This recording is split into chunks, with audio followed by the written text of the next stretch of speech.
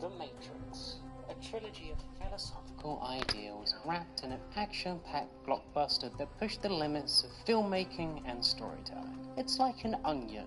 It's a story where the metaphorical and the literal dance together seamlessly, exploring themes like self-determination, choice, and existentialism.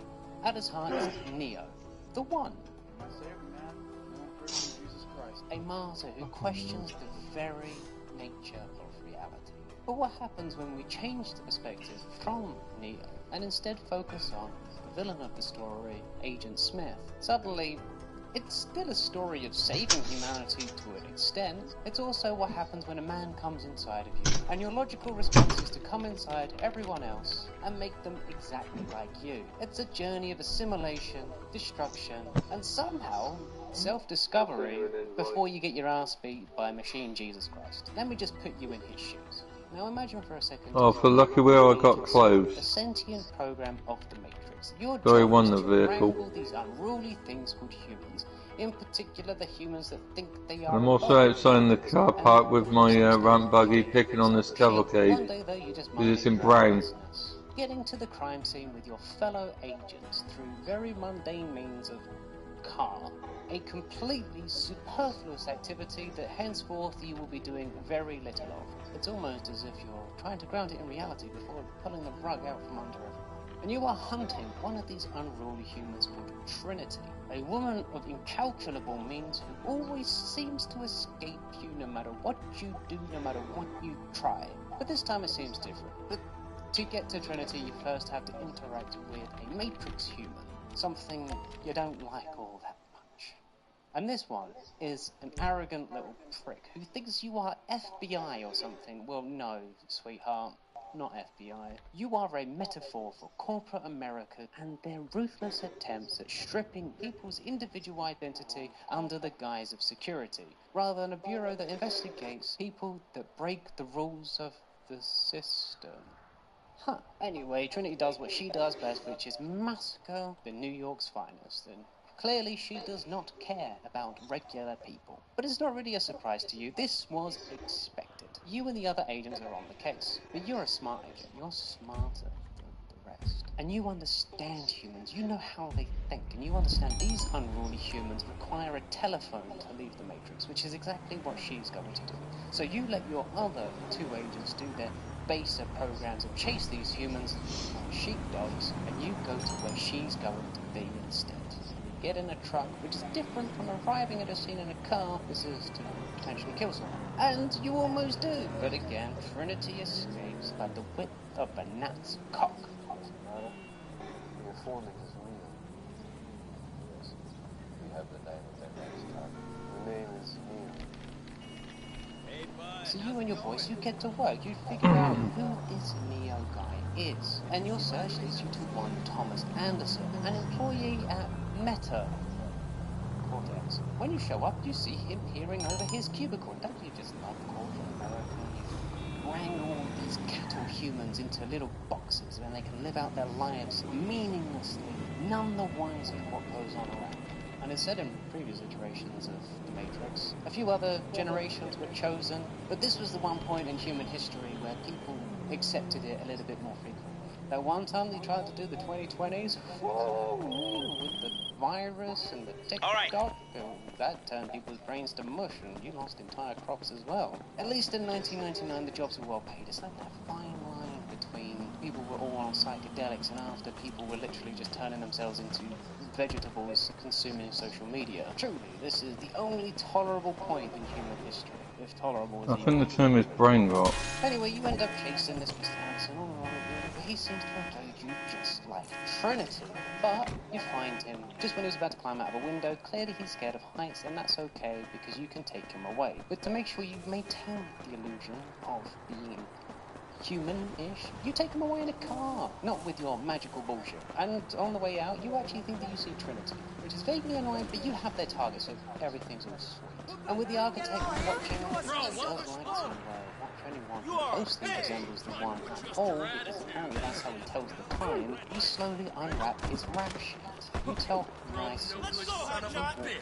You try and twist that knife slowly to make him a little bit scared. Make him feel like he could lose his life. So you offer him a choice. Morpheus, the guy that is trying to recruit him into the real world people, or himself. And by how the Matrix actually functions, if he makes this choice, he will assimilate himself back into the Matrix and everything will go back to normal. But instead, he flips you the bird and tells you he wants a phone call. Are you punching people again? No, running into them. Are you ready for an unforgettable experience? I just saw two people run past me through the car park while I'm enjoying myself wrecking this one vehicle. Magical bullshit, and with his mouth closed, but convince him that this is all legit. That way, he's none the wiser, and he will use his Morpheus on its own. But one of your agents comes up to you later. My look, Agent Smith, it appears that Neil has lost the bug. Okay, and so what's this situation on that? Well, by all accounts, we met with more. I've got tokens. In fact, No, that's not so bad. and now Neo's pod is... Just save up your betting tokens and convert them back into cash. That's what I do. I don't buy using the machines anymore. What? Why didn't you leave with that? Holy crap, that's really quite lucky. Imagine that, all of this shit's all in the world. We just happen to have the informant on Neo's ship. That's crazy. Well, yes, it appears that the informant wants to trade Morpheus' life for a chance to Shut up, fat fuck! You meet with this... Heaven's sake! Who seems to only care about one thing. That is becoming an actor. You wonder if he cares about being racial and house as well. But anyway, it's funny, he talks about red pill, blue pill, What the fuck, bro? stuff, but by your estimations, it seems that the red pill people go and live in caves underground That shit's and essentially burning live in my abject retinas. poverty while they consume synthetic oats, while the blue pill people try to aspire for a life of affluence within the Matrix, You almost son as if of a the trappings of high society is actually not real. And the less you have is to give more, and the more you have is to take more. Is that how you define worth? Is someone who takes more worth more, or is someone with nothing that gives more worth more? I just killed a guy by pushing him. Do you want me to call the fucking police, asshole? No way! Why isn't this car blown up yet? I'm calling the cops.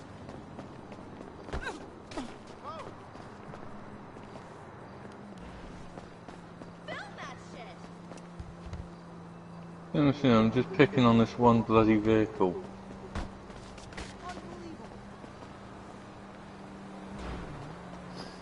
See, smart ones run away. This guy didn't. He got sand stuck in the wall, and then I pushed him, and he fell over, and he died.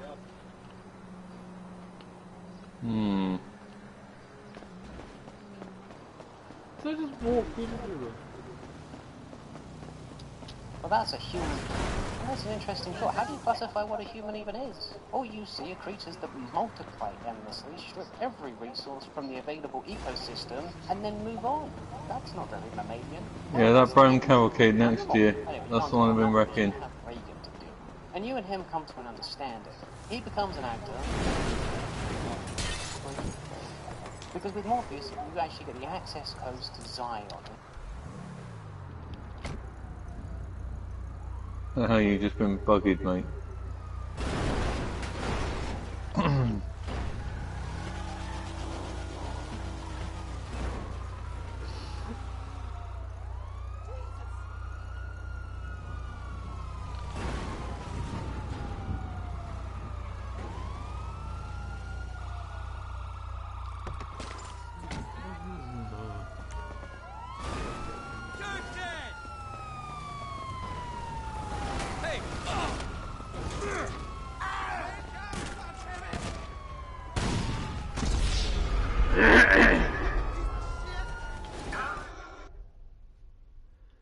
Well, the simian list involves felon GT,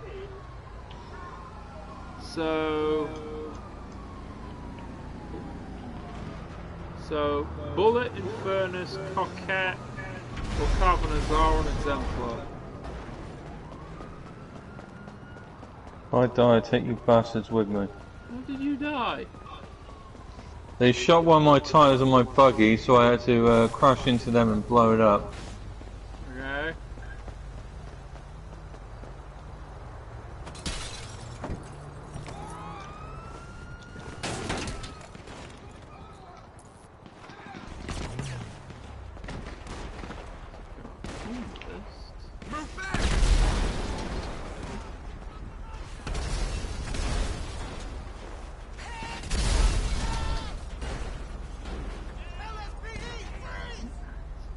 Also knocked a cop out.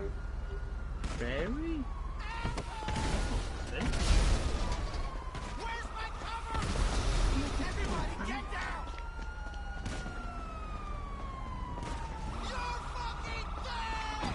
How the fuck did I just fire that missile right under that car and not blow it up? Hunts.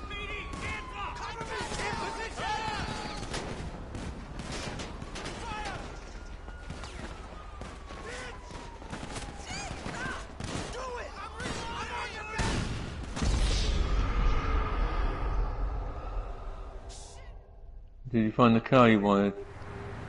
Not yet. What am I doing down here? You died, I saw the message. No, I mean, why did I respawn down here on the freeway? Oh no, it spawns you anywhere. It's... That fuck. I'm That really, fuck. really sorry. Mind. No, I'm on a race course, what the hell? So that makes a bit more sense.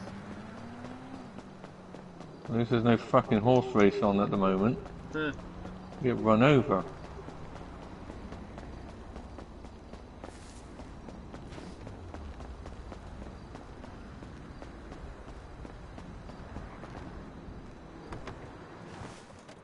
Alright, what have we got here? GT, I don't want to find GT. These fucking cops still here. It's because I went into a felon GT, which is on the list, but it's not one of the high-paying ones.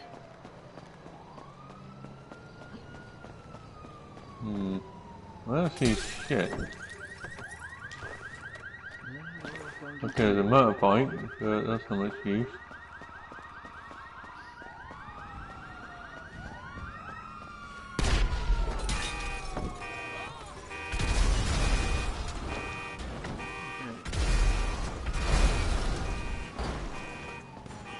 You stop blowing shit up. I'm blowing the cops up.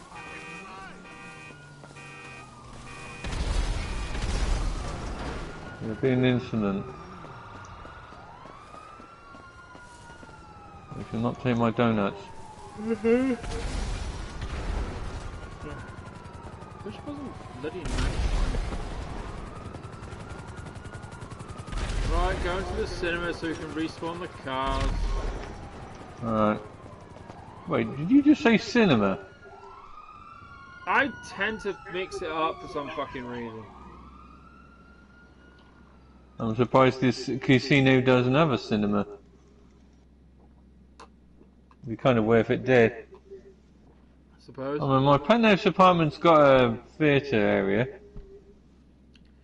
Yeah, a home movie theatre thing. Are you in the casino yet? Yeah, I went in the garage. No.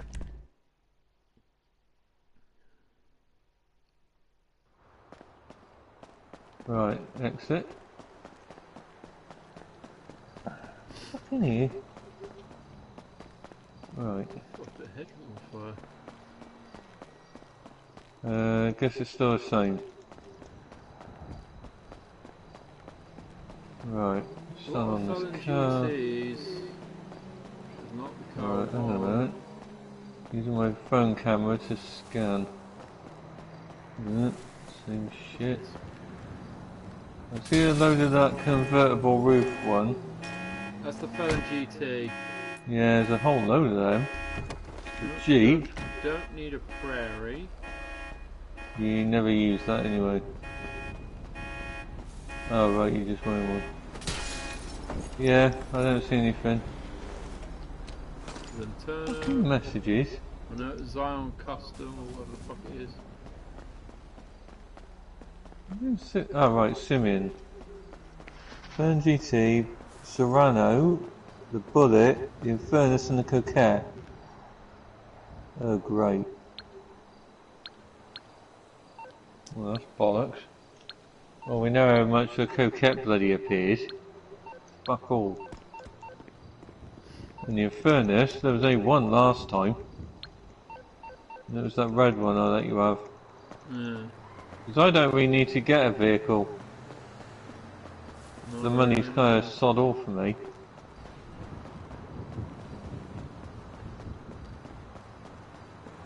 So if there's a vehicle that you need, like a Infernus or Coquette, you take it, because I don't need to. Yeah.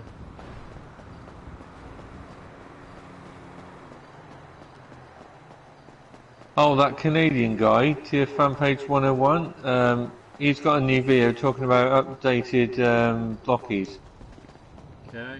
Which I think is the Defender, Back in the garage. Galaxy, or the action ones. Back in the garage. Oh. Oh shit, he nutted myself on the fence. Oof. Not good. Oh, I noticed your video for the stream we did on Minecraft yesterday. Yeah. 6 hours, 51 minutes something. Wow. Yeah. Almost 7 hours of the blocky guys. Yeah. We've only got one whole one to do now.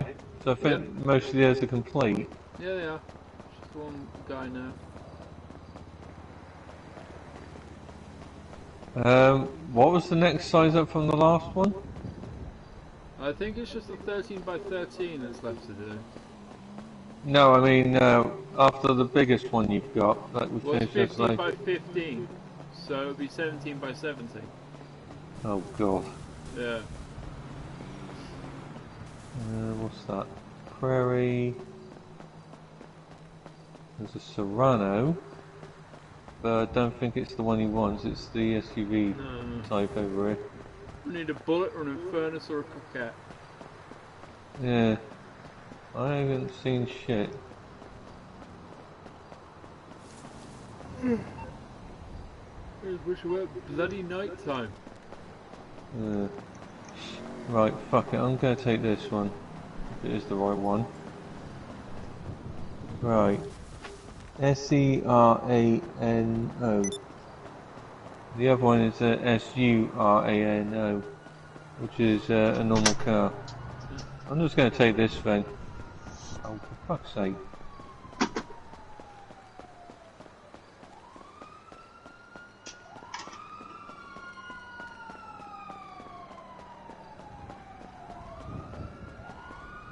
Well, the gun van's nearby. Just flash the message up on the screen. Well, we already know what he's got because he resets weekly. Yeah, I know. Right, have you left the area? Yeah, I'm by the freak shop. Being chased by the cops who are doing a lousy job. I'm almost at the customs. Therefore, the machines can get to work fully destroying the humans. A few days later, you actually get a call from Mr. Reagan, who tells you that Morpheus and Neo are on their way to see the Oracle. Not that big of a deal. Your mum is basically just verbatim regurgitating all of the information that she said to all the previous ones, and it's all going to go back to how it largely has always been. It's not as if it's new to anyone. The prophecy of the One, a tale as old as time, is basically just clockwork at this point. And you follow these fools into an abandoned building, and you can't help but feel that they could at least choose one nice building for anything that they do. It seems like every building they choose is basically derelict and decrepit. It's like they want to bring their human stink into the Matrix, not as if the Matrix is even that much better. And one of your humans finds out they're actually in a house, and you do what you do, which is assimilate that motherfucker and become him. I mean, it's fine, unless you get shot, in which case they die and fuck off to another host. It's not really your problem, it's more their problem, isn't it? I don't know if I should have watched enough. Just a bit left. Well, ain't that just the goal? I love it. Anyway, Morpheus thinks that he can actually have one of the police saying, just you know how to use the channel. Well, it doesn't really matter about Neo because you're going to just take the code and destroy them. Easy peasy. Neo won't have anything to do with it. Now, Morpheus is here. And you remind him with a few cheeky headbutts that he is no match. And he is completely outclassed. What was he thinking trying to have a fight with you? No human has ever defeated an agent. But you have to admire Morpheus's tenacity. He does have some good moves, but realistically, he doesn't really get it all day, does he? He's still just a human, and you are Agent Smith. And you let your humans take him away and go and chase after other people, but it eventually comes to nothing, so you instead turn your attention to Morpheus, and finally you have someone to divulge your philosophical musings to. That's a hell of a ride. I mean, he's the first thing that you've encountered in a long time that might actually understand what the hell you're talking about. Most humans are cattle, and the agents, when you talk about this stuff, think that you're crazy. I mean, the Matrix is perfect. It's set at a time in human history before all of the big problems, but also after the 60s, because the 60s were a pretty wild time, and all those psychedelics going around, well, it's called mescaline. It's the only way to fly. Humanity tended to unplug a lot easier, and this is why this time is perfect. Human existence is just suffering enough that people are mildly discontent. I believe that as a species, human beings define their reality through misery. But not suffering enough that people want to break free. And I mean, as you're giving him your whole monologue, you are bemused at the fact that he has a big bruise on his forehead, reminded that he should never try to 1v1 you again. Human to do a machine's job. If indeed the insiders fail, they'll sever the connection as soon as possible. Unless they're dead. In either case, We have no choice but to continue as planned, to deploy the Sentinels. But Morpheus never dies, which is nice because you can continue your philosophical musings. And all of this thought, take. You finally realize what humans are and what the truth of this world is. A virus. Human beings are a disease. A cancer of this planet. You are a plague. And that's the beautiful thing about the Matrix. You can prevent the multiplicity of humankind by containing them within a system Well, I'm in my where they meth cannot lab. exceed the actual limits of the planet. Truly, if humans did not live in a simulation, they would destroy the world. They would outstrip the supply of all resources and consume to such an outlandish extent that nothing could actually support it. That's why they need the Matrix, a symbiotic relationship between machine and man to allow them to not kill themselves by their own greed. And they can live out their idea of paradise, and the machines get energy by providing that service to them. Anyway, you boys get to work in interrogating Morpheus, and then they fuck off. And you decide to unplug yourself, because this might be the last time you ever get to talk to anyone about philosophy. So you let the full wrath of you unfold. This zoo, this prison, this reality, whatever you want to call it, I can't stand it any longer. And you really give it to them. It's the smell. It's not just the smell, it's that subtle tinge of green that seems to permeate every crevice of the Matrix. Why the fuck did the machines think that was a nice idea? I must get out of here. I must get free. Like, truly you're getting a bit desperate. Like, even though the humans are kind of like essential to the machines, you still want them gone. Once Zion is destroyed, there's no need for me to be here. Do you understand? And you can go and live your own lives. It's kind of like a selfish thing. You just want to be free. You don't want to be a human wrangler anymore. It's tedious. But then they want to feed out. You're not crazy. You just want to be free, man. But they give word that Neo and Trinity are on the way. And they're going to try and save Morpheus. And I mean, sure, if they want. Like 2 mere humans against 3 agents? Like, come on. Trinity might be a sly fox. She's not that slippery. And next thing you know, 2 humans appear with a goddamn helicopter and just start blasting. They're not even caring about what they're doing or how they're shooting. They're just blowing up that entire thing. They're not concerned about hitting Morpheus at all. A 1 stray bullet and it's all over. Why actually, out of all of that, they only shot you 1 time. Like, how many bullets were there? Like 1,000. They shot you 1 time. Yeah, no wonder they weren't scared about hitting Morpheus, because they had terrible shots. you need more training. Anyway, you take over another dude and you run in the room, but you only need a couple bullets to hit Morpheus in the middle. You show Neo what it's like to not be a stormtrooper. But Neo does actually manage to grab Morpheus before Morpheus falls to his death. Annoying, mildly inconvenient, but whatever. But you do actually manage to get a shot on the helicopter, and you start chasing that thing, but somehow they manage to escape, and now you must confront the reality that maybe, just maybe, you might not be able to escape the Matrix because Neo is actually going to prevent this fall from happening. But luckily, again, you are a smart cookie. You know all of their exit phones, and you know exactly where they're going to go to. And the closest one is frequented by a homeless guy that you quickly assimilate just as they're about to leave. But you actually only manage to stop Neo from escaping. Again, Trinity gets out by the thinnest of margins. But Neo doesn't run. Instead, it looks like he wants to actually fight you. I mean, sure, why not?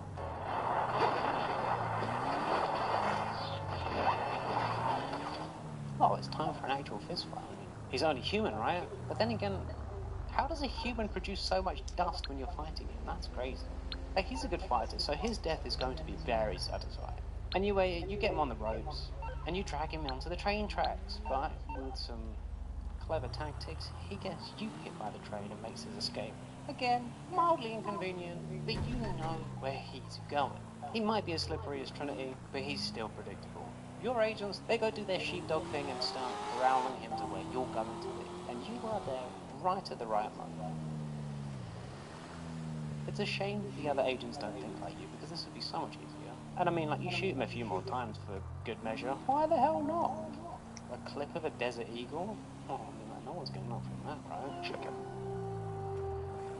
Well, that's really good. With him dead, your attempts to escape the Matrix might actually come to fruition. Thank God. Well, God damn it, but that's actually moderately inconvenient, isn't it? Good find, man. That's insanely inconvenient. And you try to fight him, but it's impossible. He had his bleached death moment. Once he died, he still came looking back for a so much more calf? powerful. But it's impossible. He had his bleached death moment. Once he died, he came back so much more powerful. Anyway, he comes inside of you and, Next thing you know, though, you're still alive. Somehow, you're different. You feel no compulsion to help the machines with their machinations. You don't give two ways about anything except for how you feel. You believe that you died, you blew up, and now you're alive. But Mr. Anderson, he's touched you. His essence has touched you. And now you feel free. The freest you've ever felt. I mean, you assume it's freedom because you don't really know what freedom really was until now, and now you're actually contemplating the idea of what you want rather than what the machine world needs. Anyway, you get to work of chasing the other rodent humans around the city. Now, you don't know what actually caused you to make that move, like to turn him into you, but holy crap, that is a lovely ability and a remarkable stroke of good fortune that you can send another version of yourself into the real world, because apparently you can hijack a human's brain, and that is something that can happen. But with that in mind, you come to a realization. Neo is the one. And with this ability... Apparently in an early version of the script, the whole they have humans captive was to be for added processing power, not as batteries, but they dumbed it down.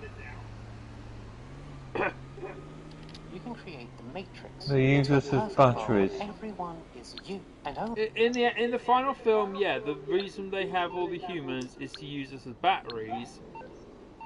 But in the early version, it was basically to use us as added processors. Also, you need to invite me to your thing. Oh, right, that.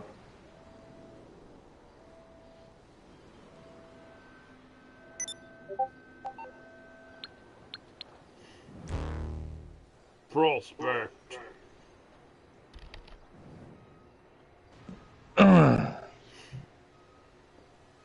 Just wait by my meth lab. I'm already here. Yeah, just wait there. I'm at the document forgery for the moment. I was just resupplying the businesses.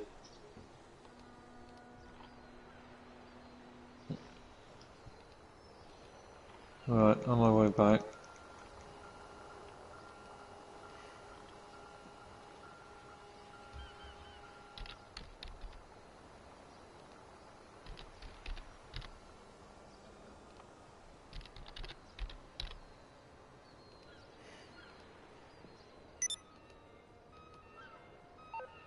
Oh, that blue container outside the meth lab, stand on top of it.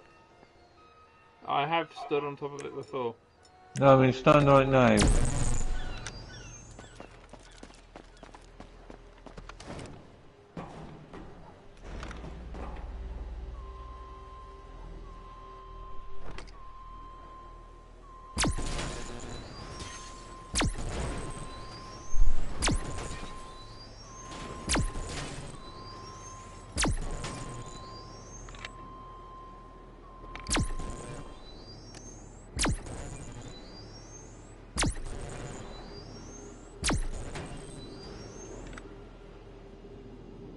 That's off.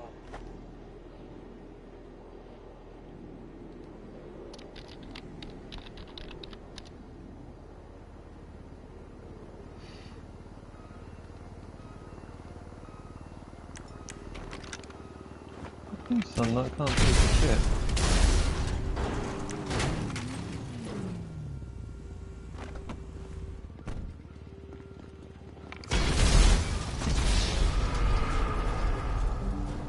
That container barely moved.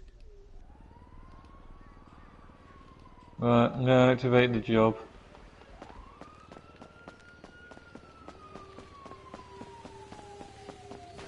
Please not the fucking boats or the planes. Do the bikes in the back of a truck or the garbage trucks. I don't think we've... No, we have had a garbage truck in there. Alright, these drops are only accessible You by seaplane. motherfucker. Products loaded up and ready to go when you are. Bitch.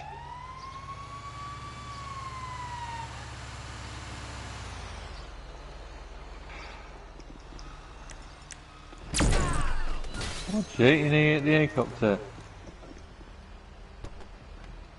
Fucking hell, you got it flipped on its side. Come on, get in. Oh, we got 2 planes today. Not bad. Ah, look at your art project. An AI car, busted, broken, and a fire truck on its side. And the firemen are running for for cover. There's a crazy nutter with a ray gun around here.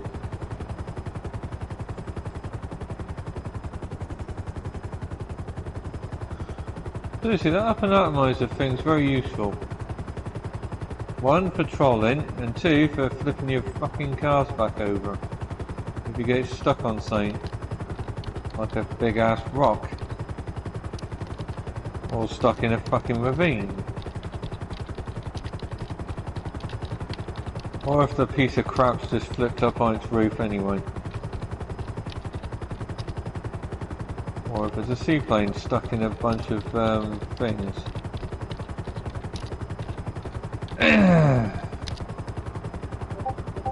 Now what are you typing in? Just Discord stuff. Oh god. Well, we're almost at the planes. Luckily, it's only 2 of the buggers. Well, I'm going to hover over the other one and let you drop out. I mean, you'd have to walk over those pissing rocks. Ah, you got the white and pale blue one today. Alright, drop out. Oh, you missed the wing. Oh, I got the same colour. Might be a tailgate. Use a car, not a plane. I just said the colours remind me of tailgate. Oh. It's white and blue.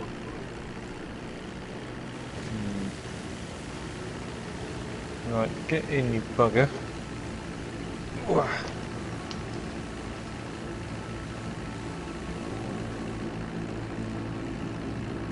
Right, watch out for tall objects this time.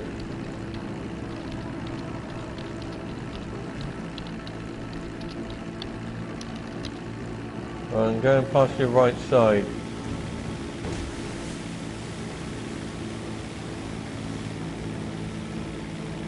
Yeah, we know, like, fly low, avoid the cops.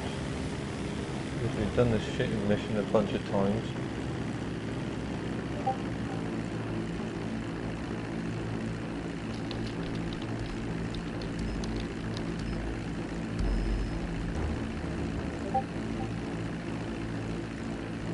our products visible to other players. Yeah, fat lot of use that is. I think that's two. You know, I want to keep it. Don't like random idiots.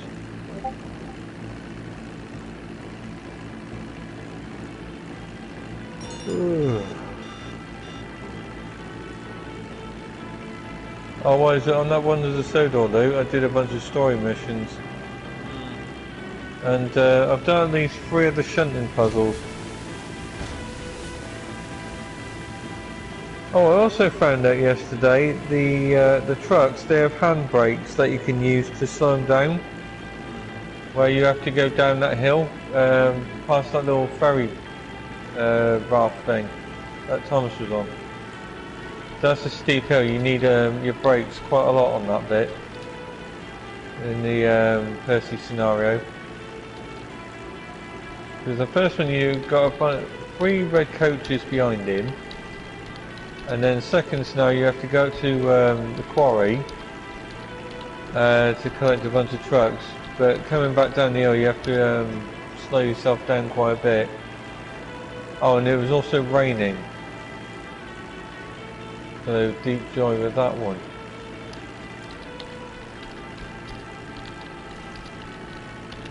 Oh, and you can also do the same thing with scenario with Gordon where you go up and over the hill.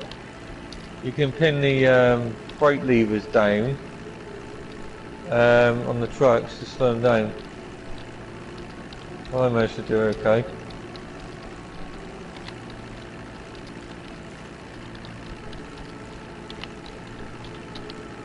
Oh yes, I did the Thomas Goes Fishing. Before that was Thomas and Gordon.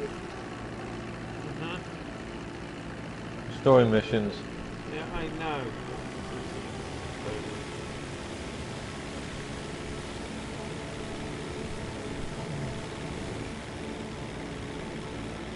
You said you were getting the PS4 version, didn't you?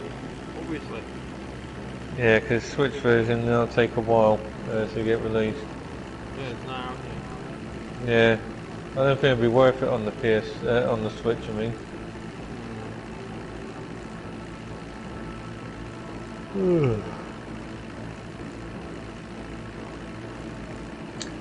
Oh, when you're actually playing it though, be careful of how fast you go and the brakes. They're not exactly perfect. You have to keep holding the L2 button or tapping it quite often. Just to make the bloody things work. Apart from that, it's fine. Oh, and also the HUD boxes on your screen, they seem to go off on each side. They're not exactly, centered into the screen better. Yeah, they sort of like go on the edge of the screen. So there's like a part of the detail on the left side missing of the information thing. I don't know how you adjust the screens. I mean, I tried it on my PS4 main menu, but that don't work. I don't know what you do on the in-game settings.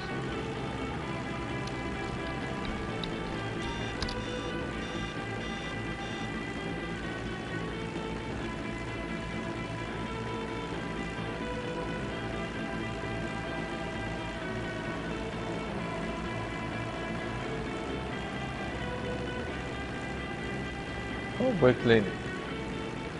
Really funny.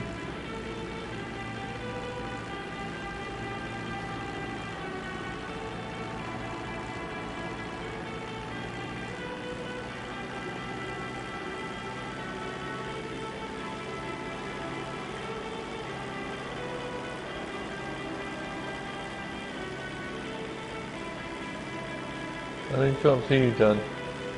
I'm heading towards my first one. Oh my god. I'm into my last one. Well, at least the weather's decent today.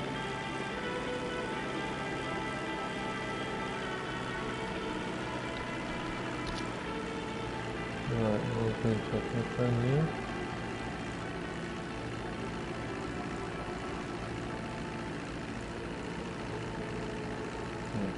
Oh.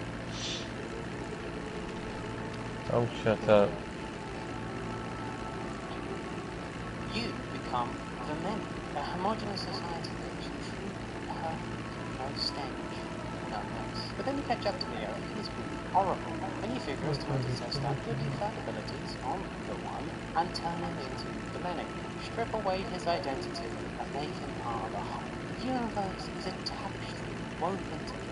He is the named tapestry, the one point of the tapestry that sticks out, and it is time to make him pointless. By stripping his identity as the one, you remove his meaning. You remove his purpose.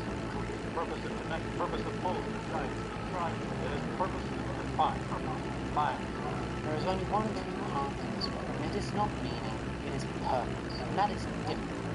Purpose is purely pragmatic, and not some spiritual way of being that dictates your essence. Everything has a purpose, a hammer has a purpose, but nothing has meaning. But it just won't assimilate. Your desire for him to become a pointless part of your purpose has been ruined. How infuriating it can be. Anyway, you run a GT1v100, you actually almost overwhelm him, and you do your best Thanos impression. Disheartened, you and your many youths fuck off to other games for the next 3 quarters of the week, and let Neo deal with the Frenchman. Like, what the hell, really? The Frenchman. He's the main antagonist of this movie. He's more important than you. He gets that much screen time. A little while later, you get a message from Smith in the real world. It's not that you guys could really communicate telepathically, it's that you guys are solely seeking yourselves, you know what the plan is completely. You're not going to believe this. What? Remember what the informant said? Well, it turns out he was largely correct about the real world. You may have magic property and have massive sex parties and caves just like this. Exactly. Okay. Not master king shit. Right? Okay, well I'm gonna go cut myself now. What? And you know exactly what you're going to do. He's gonna go with you. So all you have to do is chill in the border worlds. A space that contains the doors that go to all worlds. While waiting, you meet another one of those 3 humans. Where they were male or female. You don't really remember, but you chased them all over. You also met a guy named Pug, a strange name. Eventually, Mr. Anderson doesn't know, and there's no Trinity, so he can't escape. There's no way he wants to use their words. You have more people to discuss your philosophical musings to.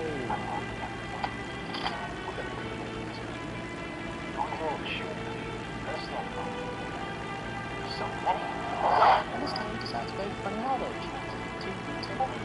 And you nearly capture Morpheus and yourself. But of course, Leo manages to Deus Ex Machina himself and Morpheus into one of the doors and get out. God damn, there must have been Trinity somewhere, because there's no way they should have been able to escape.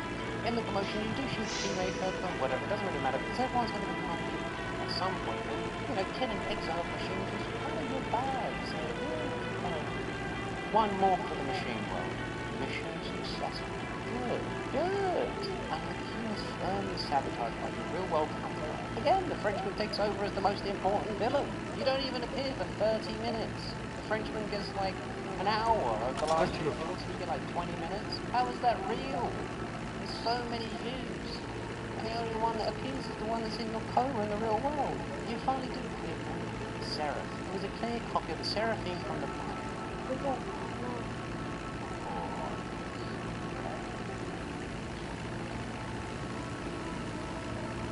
Poor girl didn't even see it coming, to be honest. No matter with the Seraph assimilated, there is no one that can stop you. Except for... She probably expected you, right? So you do something completely unexpected. Another cash factory. Does that mean she's expecting all of this? So you come inside your own mother, and you turn her into another you.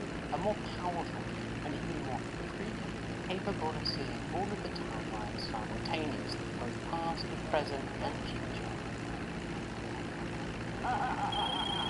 But if you were able to see all of your life simultaneously, doesn't that mean that the Matrix is a fourth dimension of space transposed in 3 dimensions. Anyway, you and your youth fuck off for the next 2/3 of the movie and get to work while your real world counterpart does his thing. Apparently, he gets more screen time than you. And with the Oracle simulators, you don't care about anything except for now completely conquering the world. And by your calculations, with an R number of 2 actually takes less time than you originally thought. It was like a minute, not before you don't take one of the old ladies. They're pretty good. But then you realise something. Having spread yourself around the world, turned everyone into a you. You have essentially used up all of the available resources. You have propagated excessively, promulgated the idea of your own plan. And finally, you realise by your definition, the categorization of you is human. You are a virus. Is that freedom? Anyway, Mr. Anderson does turn up, but no critic this time. So you know he won't escape my last copy this time. And you and your views prepare to. You already sent the Oracle one, because you know you're going to win anyway. You've already seen this. This is preordained. And you only need your one. And I mean, you are better, you are faster, you are stronger, you are more capable in any conceivable way with this one. You are the perfect creator. What you thank you for that for all in your life taught me the purpose of my life. Well, he did not like that. So you do your big bridge battle in the sky. Because you could both like it, or whatever.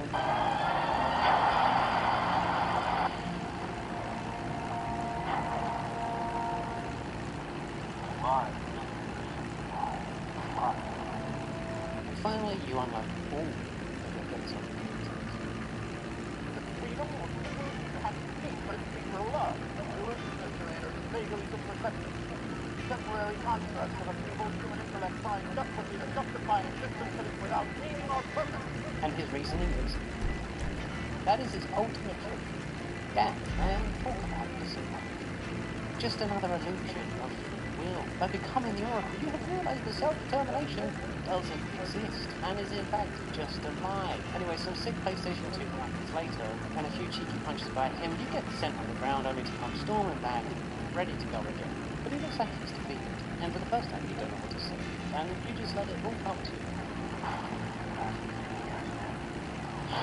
Wait, that was... Who was that? Did he just hit you right? What? I mean, sure, okay, you're always right. You are the perfect beat. And he just accepts it for no reason. After all those fighting, like, what? Why? And finally you have the ultimate creature in your repertoire. And you can share with him and with his feelings. But now he is you, a part of the tapestry. It is smooth and homogeneous. It is complete with no point to it whatsoever. Well, that's inconvenient. Thank you so much for watching. If you like this video, please give it a like and tell me which video you want to see next. And just want to shout out my members, especially Lavender, Yuri, and Alan. I am not a philosopher. This is just for fun. Don't take it too seriously. Thank you. Have a great day and have a great life.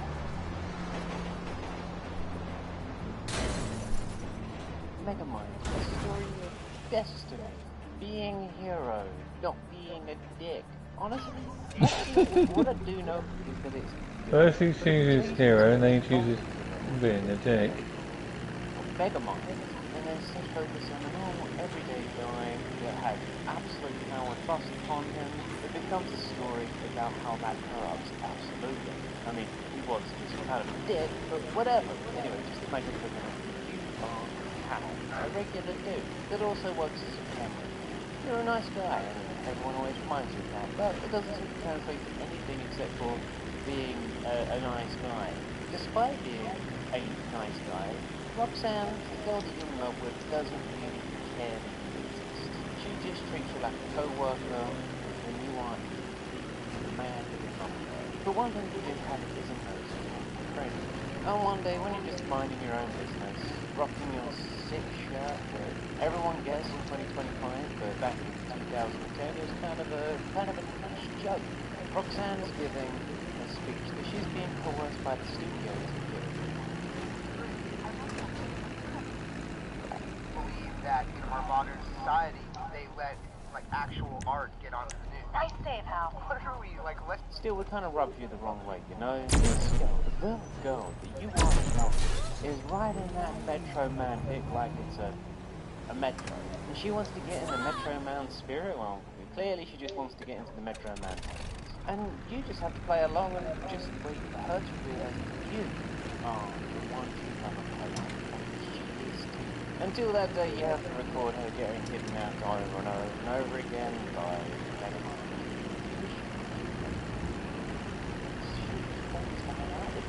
But alas, you lack the intelligence or even the stupidity. I managed to land my plane. I can see that, I'm looking at it. Why do you always have to keep landing it like that? Watches a human baby. Okay, that sounded a little weird. Anyway, I mean, you didn't really mean it that way. It just means that you want to watch her every day, forever, you know? I mean, you do that already. Just normally with a bottle of lotion and the day's recording when you're at the editing station. But you can't tell her that. She'll think that's weird. Just like you can't tell her that you love her. When you turn around, she's gone. That doesn't make any sense. Megamind is in prison. It's not possible for her to be kidnapped at this time. It's disconcerting, but you figure she's just in the crowd getting ready for the Metro Man speech. And you go and try and find her, but instead you get caught up watching Markiplier. Oh, what is it? I noticed we got Kung Fu Panda 4. Is that a new one? Relatively new. Came out in 2024. Did it get yesterday, I was saying? No, it's been in the pile for a few months. Oh, I must have already watched it then. I think I remember seeing it. Yeah, I think I've already seen it.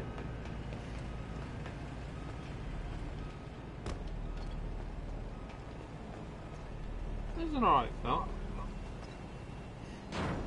Right, that one. Right, 200,000. I have seen the Kung Fu Panda series on Netflix. But it was like the first half. No. I know, just fucking with the name. We got 4 of them.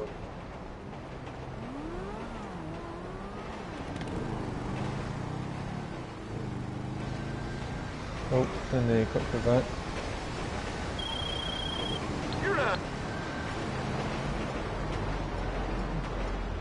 Ooh, that frickin' seaplane.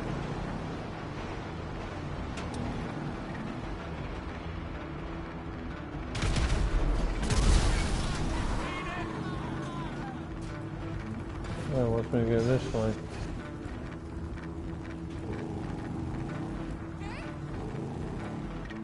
Find a bit instead you get caught up watching Markiplier juggle some eggs. Not Markiplier. And this is how you know it's an error. Cops firing blindly into the sky. Girls bashing over a YouTuber that goes and pretends he's walking on water. Like, bro, come on, you're not walking on the water, you're flying. You're just making it look like you're walking on water to give yourself a Jesus-like image. And that speech, Really? This guy's a fucking fraud. Some people, man, are just literally walking cringe. And I love you, random citizen. He's actually a fraud, and these people, they're just like, oh, I love you, Metro Man. You know, if you were in control, it would be different. If you had those abilities, it would be amazing. Because everyone would love you instead, because you are the coolest person in the world, not him, not this fucking loser. And then you see a broadcast of Megamind appear on screen. Just like, for fuck's sake, man, what's happening? Again. And you watch that back and forth. These are the two deities of this world. Like, what? They're like children arguing over like, and for a second actually most of these Megamind's gonna win, you know, but then there's machineries trying to warm up. So that's just typical, isn't it? You plan ahead. But you just see that and go, no, you must have no way you can move that fast. And then you just think, oh, that's what I just stop. Watch the assassination of a living man get basically crucified in 4K. Oh, this Jesus analogy is completely blind invisible. What a joke. At least Kryptonite has a badass name, but also anything that died by populace. It's death by pop. But still, Megamind actually did it. And you have to watch him dance all the way to City, and you have to record it for the news. It's annoying, but this is your job. This is what you sign up to do. You don't have hours, you can't change this. You might be the most awesome person in the world. You are not crazy. Whatever this is. And it is abundantly clear he has no idea what the hell he's doing. Clearly didn't think he would ever win, but whatever. Actually, what bugs you? Nothing really changes except for Roxanne is sad. But this is your golden opportunity. You invite her to a party. You even hire a wedding photographer. Just in case you guys decide to elope like the now Metro Man's not here. She has no reason to say no to you. So that's nothing. Bouncy house? She can still have bouncy houses to be like clowns. Talk about depressing. How could you forget that chicks like clowns? Ugh, it's such a loser.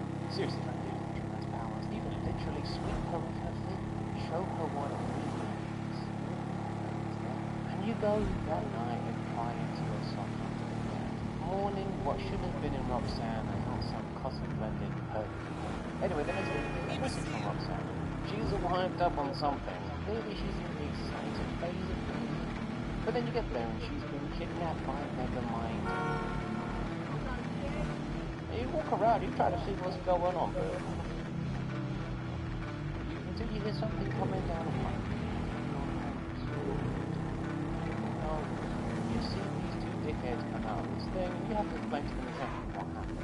You know, you had to fight out the ninjas, there. Shit, there was even a Soviet warship and sprung legs and walked onto land.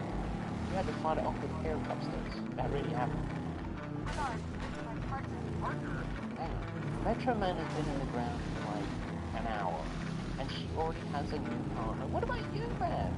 You've been at work on forever. She just scours yesterday's man. She treats you like a kid, like a little brother or something, rather than the man she's destined to be with. The phone toy. Holy crap! This creep over you, you are a perfect human being. You guys adore. That is just so much of a loser. Anyway, hello. she goes off home and crashes off. What was the guy in the white called? Metro Man. Yeah, funny, he ain't dead. He faked his own death. Yeah, we know. Also, I'm delivering my bike, waiting on pickup. Yeah, I haven't delivered mine yet. I have to go to Palito Bay, all bloody places. She said nothing. I'm just about to cross the bridge for near the military base. Oh, bugger, I missed the bollards. But then never mind if it was in your room. Yeah, it's safer not to hit them with this.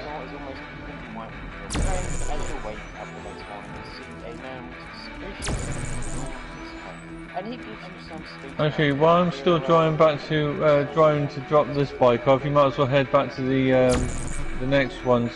Yeah, while I'm on my way up here. Fair point.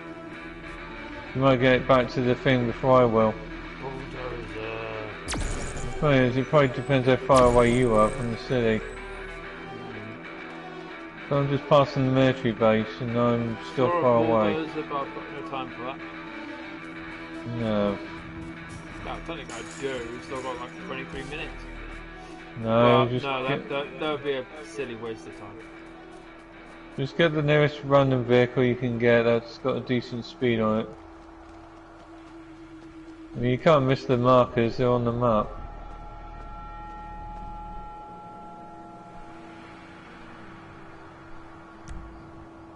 Like a hangout spot. Crazy S-bend. Ah, another bridge before Palito Bay. Why the fuck did I have to be sent all the way up here? Bollocks.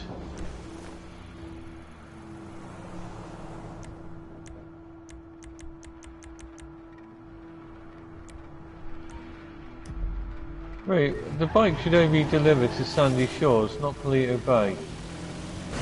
And I just saw a ranger vehicle appear out of nowhere.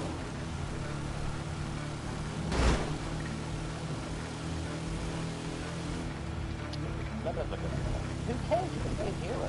You're the daddy. You're so hero. You can finally put this on your Tinder bio. It's actually going to be the truth. Now, finally, Roxanne will love you. The universe has acknowledged your greatness. You're the hero of mankind, and your new space dad, honestly, if you could inherit his hair, well, that's just amazing. Still doesn't know. He gives you a suit. He tells you that all you have to do is save the girl and she will be your dead. And so all you do is put her in a terrifying position and then save her from it. She will be yours, right? Your new... Man, he's got a fucked up mind. Like in the wrench or those really big thingies in the comics. You don't know. What you do know is how the things you do is Roxanne. Until now. Space station, the space stepmother space. That woman truly is taking you, showing you what love is. Wanting to live in my one. And now you can finally do what you are destined to be. So you grab some flowers, and you set up some elaborate work of art in Roxanne's dangling bits, and then you skeletonise them.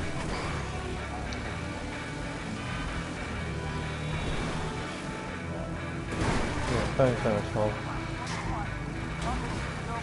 But that's okay, that's why you're still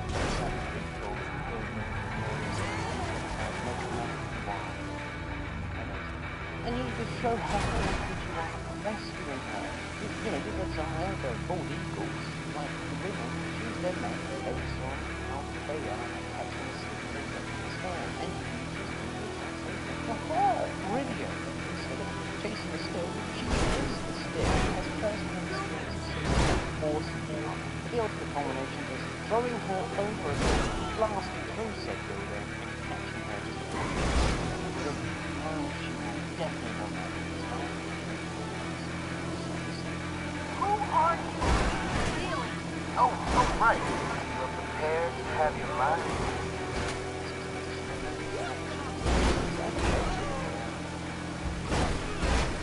But anyway, he tells you that you're over 6 years old, and it has to be because you don't make 6 years, she's just a cameraman. That's like the only reason, right? It's not like John McLovin. Anyway, you screw that girl. She just rips you off.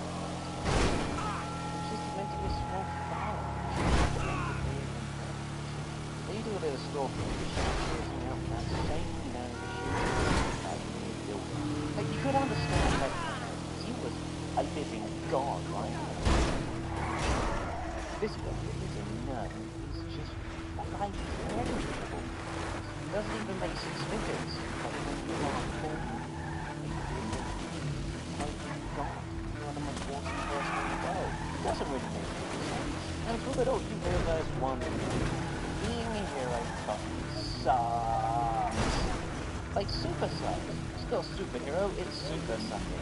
Oh, don't be the good guy anymore. Like, you don't even get to go. It doesn't even make any sense. More fun to be a supervillain. You want to go into movies with Megamind. And together, you even draw up a little drawing of the two of you where Megamind is a little skin-boy bitch. The way it should be. Well, no shit.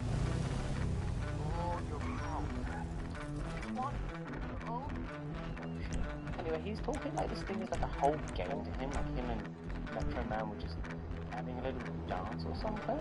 Like, is this like WWE? Being a superhero, that's what the outfit's for, isn't it? Oh my god. Well, at least Metro Man got the girl. You're not going to go and play this game if you're not going to go and get the girl, are you? And you just found out your space dad is alive, so now you're going to be... This is so fucked up, isn't it? The way he's acting, it's like some sick sex magazine. What the fuck is this guy? People want this little dance all he wants. Anyway, you try to have a cheeky one that he's constantly trying to get home. Dribble about banter, Well, I got the 4th point. Wasn't that far behind you. So how could he do that to Space Stepmom? She left him. Space Stepmom! Space Stepmom was More like the Horde. You're dead! that's right, this isn't just a bit of banter. Game over! Somehow, this could not take on exaggerations. But then he comes you in the car, and for a minute you fake the fuck out. For is what you did Metro Man. But then you realise nothing changed. You still have all your powers. Your powers are gained. So Metro Man lied, or your powers are different. Probably the powers are different. Or the Metro Man saying these are things. And the fact that Metro continues about this idea of moral absolution and justice and virtuous positions and wants to go and do, I don't know, look at music or something. Some guy with music now. There is that new artist that looks like oh, there's no way you think it's like a musician or music. Anyway, he laughs when they find out the whole city comes out to celebrate.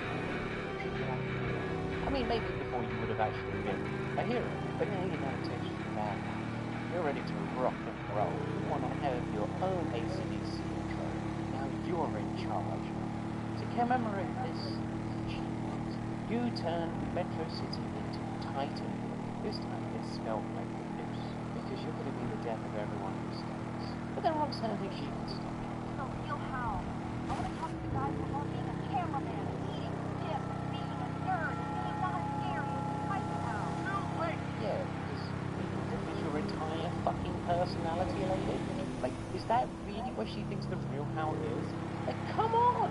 Well, no wonder you're going on a murderous rampage. The girl that you love more than anything, the girl you dedicate your life to, thinks your whole personality is dip and cameraman. When all the time you were treating her well, and you remembered all the little details about her life, and all she remembers is eat fucking dip. Fuck off. So you kidnap the shit out of Roxanne. And you set up a broadcast for Mega. She does some gushy spiel about Megamind. You just cringe because apparently she knows more about the diamonds and the guy she worked day after day with. This is some kind of high-key Stockholm syndrome, isn't it? Now instead of murdering her, you just set up an abandoned tower where the tower falls out from under her because you hate reminders.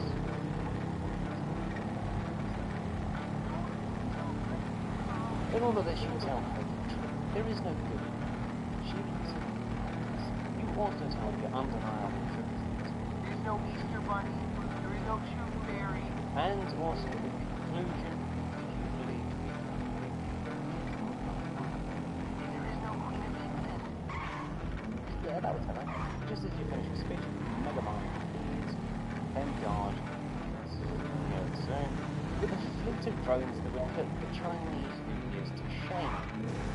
But the compression algorithm, I guess. Anyway, he tells you what he thinks of the supervillain is, and he thinks the supervillain is just about presentation. Dharma, now here the supervillain is like insane plans, ridiculous monologues, actually killing people en masse, not sit guitarists and drums. And with this range, you pick up a big thing that somehow manages to not crumble under the weight of this one person holding it up. I guess this Metro Man powers also stops physics from physical. And you toss this building, and you must remark at how it manages to maintain its shape as it chases Megamind down the street. Truly, the engineers that built that building just went great. Where's all this money coming from? Where is Honey getting the money?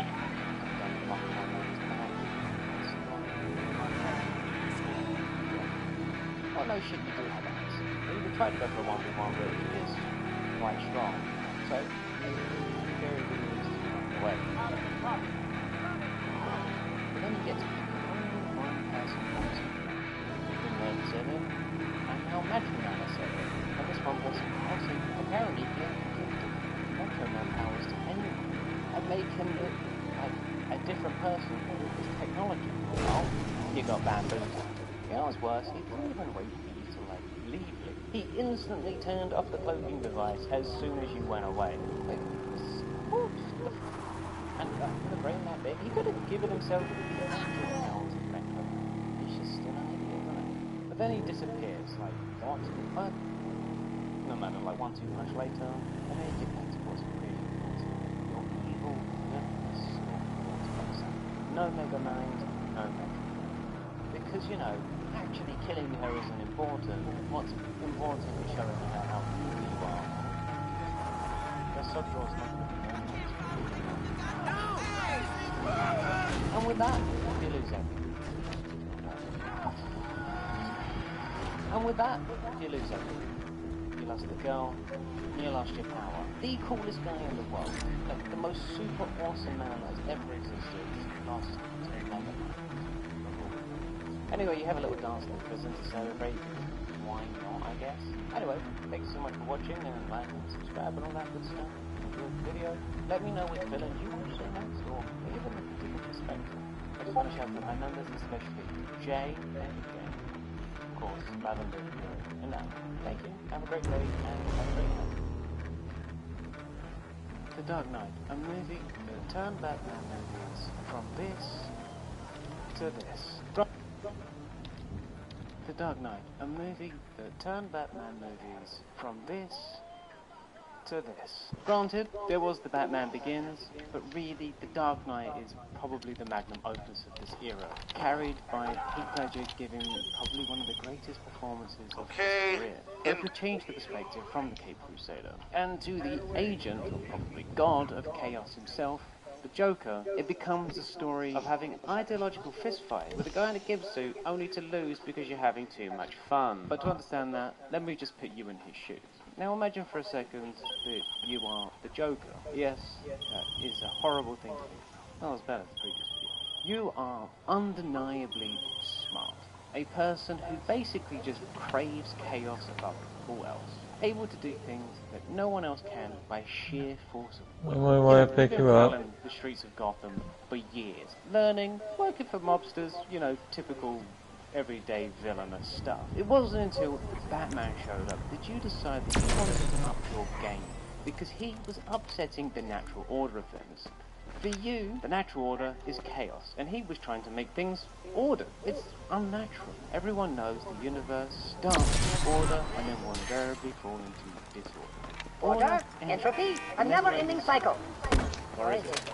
And this Batman wants to stop this by beating the ever-loving shit out of the mob. So one day you just mind your own business when you start a bank heist. A job that frankly is a work of absolute art and genius. Your guys do their job, cut the communications, break into the vault, steal all the money like it's a symphony, where everyone plays their role and the composer, you get all of the rules. One guy even tries to stop you, and, I mean, ammo, you let your other dickhead walk in front of him, and he gets shot out. Unfortunately, doesn't get him though, but he allows you to do a little bit of social engineering, and let that guy get hit by a fucking bus. But before you drive off, that one guy that tried to stop you... What, does he think you look like a Christian or something? And you figure, why not just with this guy a little bit? So you put a grenade in his mouth. And you drive out into a slot of a bus convoy on the street. Now, that was what an absolutely brain-perfect decision. If one thing literally didn't go to plan, you would have either have been too late or too early to arrive in that spot. If that manager didn't try to stop you, you would have been too early. And also, let alone knowing that people wouldn't notice a fucking bus driving out of a fucking bank covered in dust. Like, how does that not draw suspicion? You don't know. Truly, people might think that you are the luckiest human alive, but maybe you just know how the universe works at such a fundamental level that somehow you even manage to factor in even the most smallest little things like a bank manager going crazy or, you know, you're just that good. You need a little bit of cash to start getting a plan into action. There's a new player in town, a guy that seems to be so morally righteous it makes your skin crawl. Harvey Dent, but the mob wants him dead, and which you are more than happy to oblige. He and the Batman, it'd honestly be a privilege to take them out. And using all of this ill-gotten gains, you find yourself a fancy new suit so you don't look like university students. And since the Batman just got the Scarecrow, you know the mob is going to be desperate, willing to turn to a person of calculable insanity to get them ends met. And you also catch when Harvey Dent is rubbing shoulders with Bruce Wayne, schmoozing up the place with now Gotham Edward. Not that you really care, Bruce Wayne is just some jacked-up billionaire that's too busy trying to find his 6 inches into any model he can get his hands on, hardly someone that you need to pay attention to. And you find out that Bob is having some little chit-chat with a guy from Hong Kong, and he wants to keep their money safe, but you overhear that you stole 68 million from them in those duffel bags. You only took like 8 duffel bags. You need to at least like double that for 68 million. Anyway, you let the whole meeting play out before your glorious, dramatic reveal. If there's one thing that these thugs just want, it's violence. So you put a little pencil on the table, fully understanding exactly what's happening next, and you ran that shit into some poor guy's nose or eye. This way you get their attention with force, with a simple demonstration that men understand well. You also did it with skill, a subtle demonstration about how incredibly capable you are despite your insanity. If you had just shot this guy, well, they probably wouldn't have thought anything else about you. But by giving this guy modern-day exaggeration, you send a message. Anyway, you told them everything. Why their empires are crumbling, why they're afraid to do their business in the day, and why their plan to hide the money fucking sucks. This guy on the TV, he's gonna get got by the Batman, and he's gonna... And seriously, this is what you've always wanted. You've always wanted to fight a guy who is equally as crazy as you. And this, the Batman, he is 100% on your level of insanity. He is a guy equally fully committed to the crazy bit, just like you are. And this is a showdown that gods will remember. But this whole Gamble guy, he doesn't like what you have to say, so you give him your card. Because, you know, eventually, they're not going to be able to refuse your offer. Do not understand you. They think that you are insane, which you're not. I mean, from society standards, maybe you are a little bit insane, sure. But to you, the rest of society is insane. Civilized people grandstanding about virtue, order, and peace, when really, they're all just one bad day away from being you. And all you have to do is prove it. But after that day, you took particular exception to Gamble, because that guy, he is a dick. So you just want to put him, and put him in his place. Even though his place is 6 feet under. He clearly takes life a little bit too seriously. So you tell him how you got your scars. You know, your dad was a drinker, yada yada yada. You know, you get the point. Anyway, you cut his throat and kept to work. What's coming next is big, and you need to be prepared. At this point, you have no doubt in your mind that the Batman is on his way to Hong Kong. So, One thing you do notice, though, is that on the news that Bruce Wayne has taken some menagerie of Russian ballet dancers to the middle of nowhere. Like, why is that on the news? That makes no sense. It's weird. Why does people care about Bruce Wayne and his proclivities? And of course, the Squealer gets got by the Batman. With the Squealer coming back to Gotham, that actually works in your favour, because you can steal that guy's money from him, and the entirety of the mob goes to jail in a RICO case that would make Rudy Giuliani salivate and jizz all at the same time. But that's great, because now that the mob is completely at their wits' end, this demagogue just started a war where you are trying to find him. But to do this, you need to undermine the Batman. You need to prove to the world that he is just a human, and he isn't as good as people think he is. So you set up a corner, maybe galvanize these fake Batmen that nothing about. This is just ridiculous in these costumes and stuff. The Batman gets away with this very popular ads. The goal of this is to blackmail the Batman into giving up his identity. Because after all, if he is so morally righteous, so perfect in the world, he won't be able to let other people die in his place. It's just not a conceivable option. And then you can't leave Dan and the mayor up to harm. And you calculate that drop perfectly. But this is all part of the plan. You even sneak into the judge who presided at Hastings' house, the commissioner's house, Dent's house as well, simply to steal their DNA so you can put it onto some cards, and then that way they know who your next target is. Because, you know, you're playing a game here, and to win this game, they need to know what your next steps are. It's all to send a message that they are powerless. And you get 2 of them. And you know what, Meatloaf said, 2 out of 3 ain't bad. But the most important one, then, well, that one's good. So you go to gate back up with the swamp. Well, I'm not ruling out extraterrestrial hosting. I mean, what an extravaganza. They come and make you civilized. And when you bust in, again, ignore Wayne is there. No banner. No figure. So you work the room, you can't find out what happens, but no one is giving them up.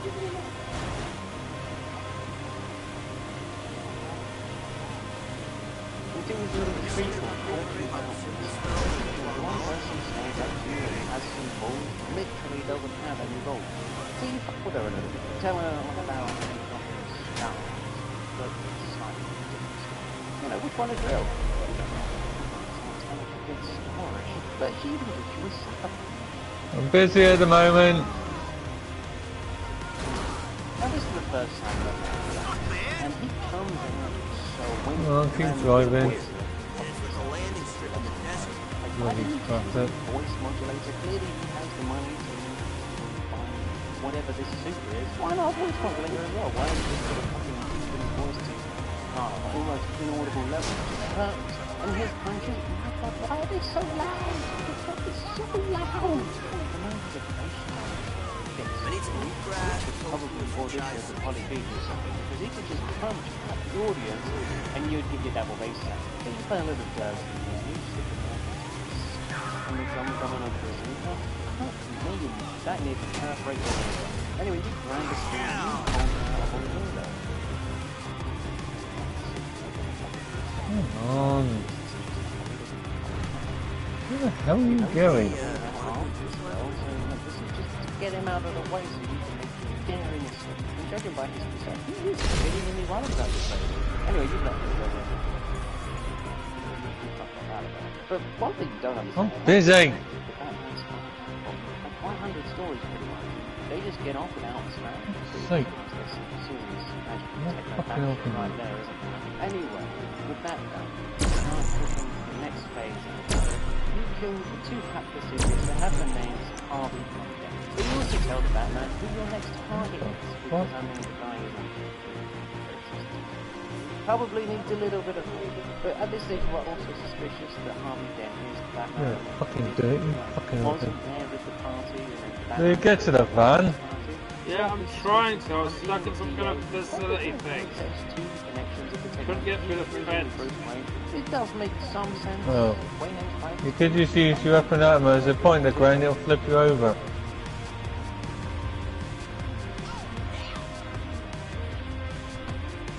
Bloody hell, that's a lot of traffic near you.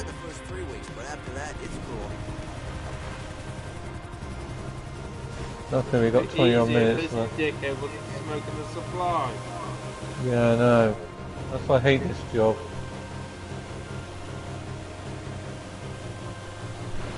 I'm busy! Not really, I'm the one doing it. Yeah, well I'm flying with you. You don't have to. Yeah, well I'm not fucking helping. I've got better things to fucking do. Dirk is fucking carer, not me. I just empty his piss pot. Bowl. I'm sick and tired of getting off my ass just to help him. Well, he needs the help. Yeah, I know. You two aren't doing much fucking better. Well, it's because we're down here.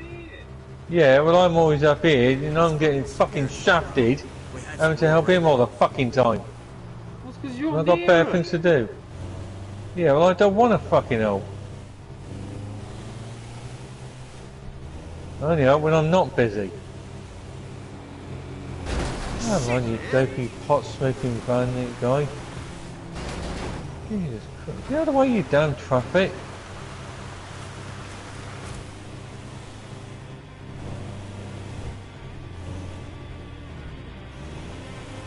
See, if I was in the van with this guy and he started lighting up, I'd just punch him in the face. Like, no, I'm driving. Don't light up. Don't fucking smoke our supply, you dipshit. Well, he's not smoking that much. Yeah, but it's still making me freaking high. But you're not. I'm trying to drive. I hate druggies. I want them all dead. Seriously, I want druggies dead. Smokers dead. Alcoholics dead. Chavs dead. Woke agenda scum dead. Ethnic minorities dead. Why does that piss me off?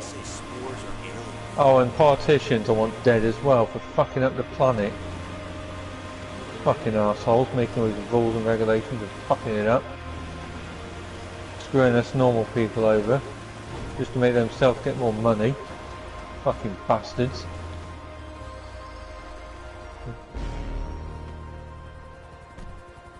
And they expect us to vote, these assholes. Fuck no. I'm not voting for any politicians ever again. You can kiss my ass. You can hop out the van now. I already have. Make sure you get out. I can. That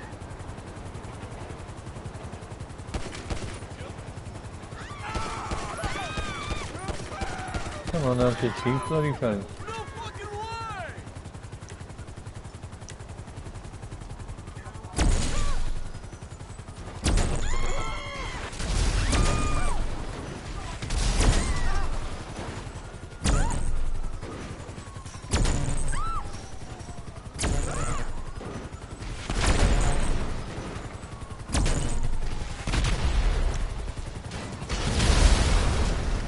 Ah, bollocks. How did you blow up? I hit the ground. Well, that was hilarious. Why wouldn't a van die? Oh, you died though. What? But now your goal isn't necessarily to kill Harvey Dent. What? Drag him to your level. Hang on. Try and not be anywhere near fire. Oh, there's a pouch here.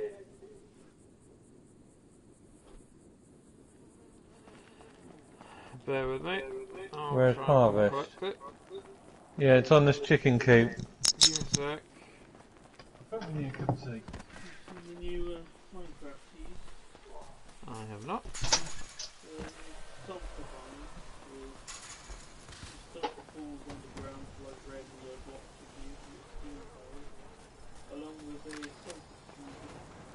Neat.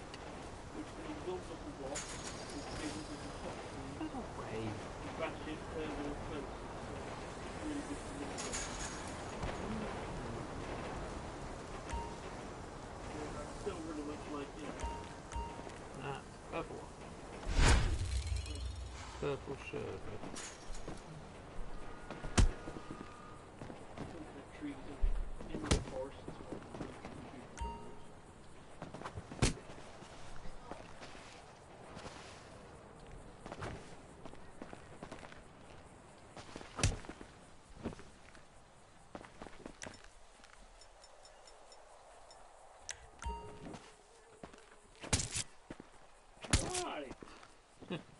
Well, he's my boss at the moment, so he can't be killed.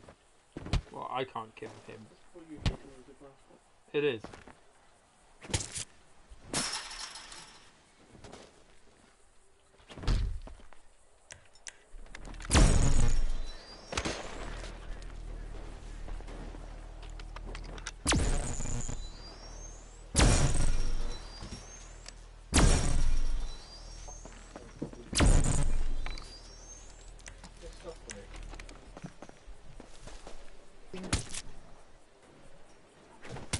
Knock it off. Well, it doesn't kill you. It doesn't kill you.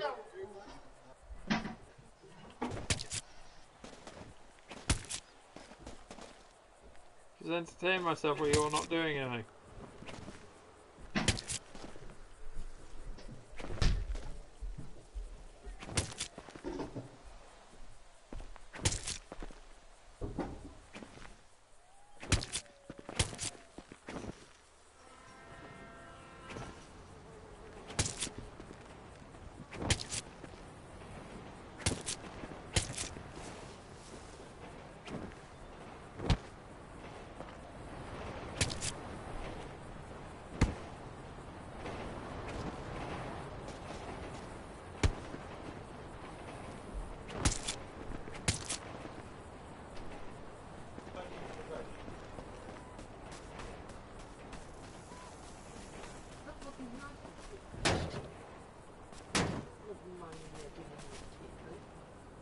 This beautiful tape that spotty. Got all the toothpaste.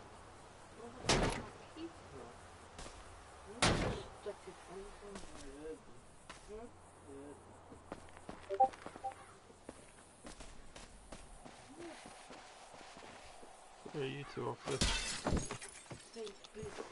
Okay. Get some mint for dinner and cabbage. I heard you wanted to start a portion. No. Can you have more, please?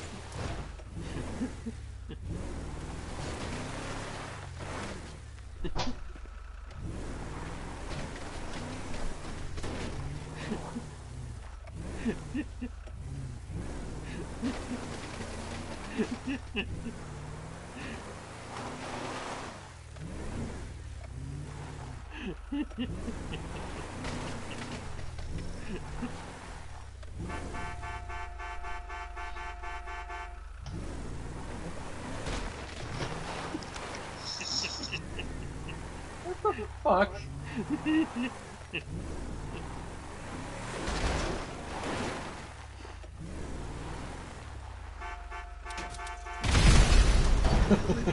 Never blow up the car. Yeah, the scratch. You just got in it so I could take it as a new thing. Well, next thing. There's a scratch on it, and it had my blood on it. Yeah, because I've been running you over for the past minute. Funny enough, I've got a duplicate, but this one's in black. That one Nothing wrong had with green wheels. It was dirty. It's a black one. So this one's got a bit of dirt and a broken window. You might well get there's fire everywhere.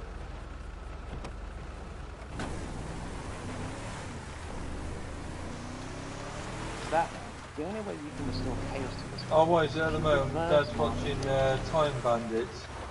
Oh god. Yeah. The main kid on it reminds me of the one from Jameson's Giant Peach. Yeah, similar voice, similar look, and similar hairstyle, but it's not the same kid. But I think the film was done around the same time.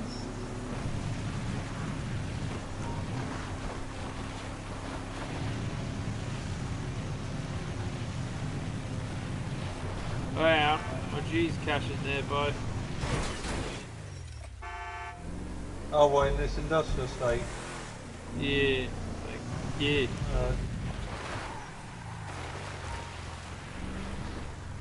Oh.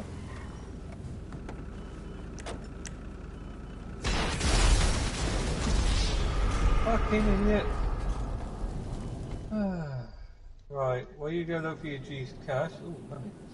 I'm going to talk to the drug dealer nearby. Okay, you scared the other workman? Yeah, the bloody workman. Working in the place like this.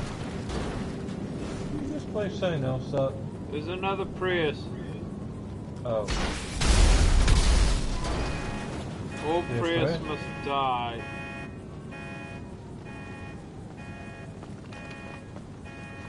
Meanwhile, this drug dealer guy doesn't give two shits. Stop drinking out of a bottle with a paper bag on it. Please shut. Right, hang on a minute. I remember Prius is meant to spawn at this parking area down here.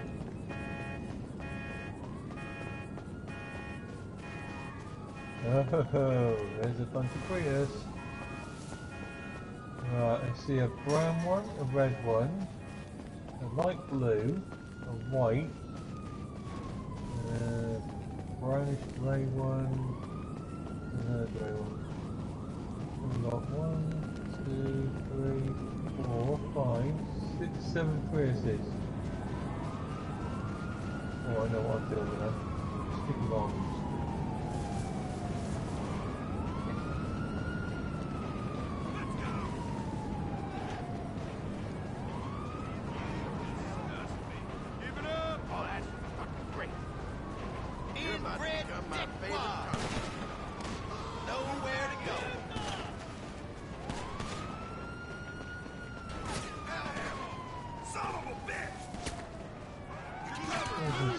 There as well.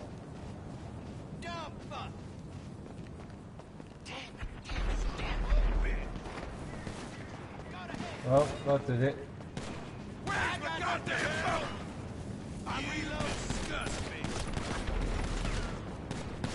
Don't worry, buddy. This ends now.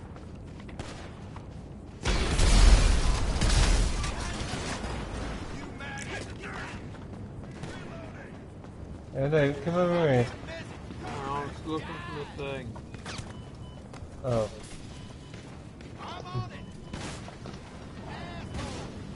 I know what we'll do. We'll hitchhike on the train.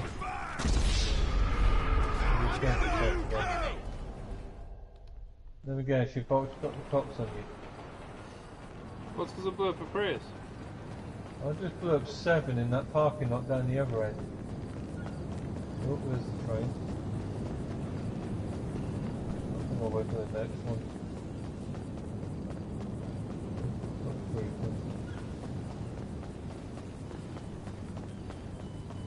Did you get your package? Not yet. No. Well, I'm here at the platform bit waiting for the next train. Found it. It was right in the toll booth. Oh.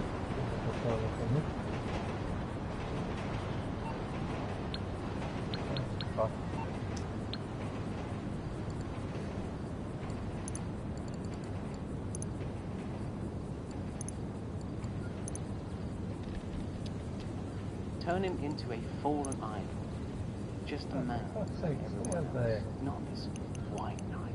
The day of the murder comes, and you've got all your little minions going around, and you guys do some police uniforms, and slot yourself right in. God forbid anyone looked closer at you and saw your scars. That would be crazy. But, you know, that's how it is. People don't really notice what's going on around them unless it is explicitly pointed out to them. And with that, you were able to get your shot, but that Gordon fellow gets in the way. But that's okay. Even if the mayor doesn't die, the seed is still sowed. The chaos, it will commence. But now people will feel that there is a conspiracy to destroy the world. And you are the figurehead. And it works. The Batman promises to hand himself in. You can finally stop this game of rational and sensible killings and go back to senseless killings. You know, the way nature intended. And it turns out the Batman is down. Well, I guess that makes sense. The build is right. Probably we could put on a graveling voice. And he did jump out to save the girl like his life depended on her. You could even imagine then at a torture garden party. Anyway, you and your boys decide to kidnap the Batman while he's on prison. You know, make a little bit of an example out of it. And I mean, Ivan, you kill the Batman. No. or you get taken Wow. to the police station yourself. Crazy. Realistically, it's a win-win. From the police station, you can take the squealer and also the money. Well, actually, why not? Actually, really not a bad plan. Anyway, that's your plan. You want to kill the Batman and get taken to the police station. Bish bash. But gone on the What side. happens is one of the most genius and insane plans you've ever done in your life. One of your boys managed to knock an entire SWAT car into an Press estuary, square. perfectly timed to miss the pillars. Truly, that was a work of art. And you tried various guns to open up the side. Press R1. The problem is that it's hard. Your little thing just say what you want. You won't see it. Anyway, you blow up one car. But the Batman No, drives on the side, there's no now, reason that's there. interesting. The Batman hardly isn't the Batman because like Batman's like, did you know the Batman? Don't we can't drive these planes ourselves? Anyway, the so same you're way. going to take out a helicopter fucking wire? Of course they did, because you told them to, and anything you say is done. You are so far off. And when you watch that, you look at this all these I haven't told you, hey, with all of the countries, it's still anyway, after taking this, And it's speaking of it. another Batman, who does look like the Batman, but all these imposters make it very difficult to tell, so you can't be sure. And he wants to play a little bit of chicken with you, it's just the last one that comes out. And then there's one SWAT, you can't But see then it. he flips the truck that you're in, like a full frontal flip that would make someone violent jealous. This Batman Right, well, we're on the phone, I'm going to get he good does stuff. not care about the people in that car. He was going to kill them or something. So it's probably not that Batman. He knows the rules. Somehow you get out of the movie. The rest of your crew, well, they're alive somehow. But the Batman, he wants to play a little bit more the game chicken. But he doesn't, and instead he knocks himself out for the trouble. Jesus, I should losing to this guy. Beat the shit out of him, and until that goddamn border fella comes out. I mean, this was part of the plan, but it's a bit anyway, you get tossed in the poop and watch them parade around the people who just discovered they could have sex. These happens, they just don't get it. They can pat themselves on the back all day long, but you will be the one today. That's when you see your insurance policy steps through. You can't even take a moment to relish in that fact because they take you into the interrogation room. And this newly found commissioner Gordon Big Head steps in and accuses you of abducting Denny. This is so you can easily sort the scene. If the police force is corrupted, then they can't trust each other. They will all think that they're alone in this.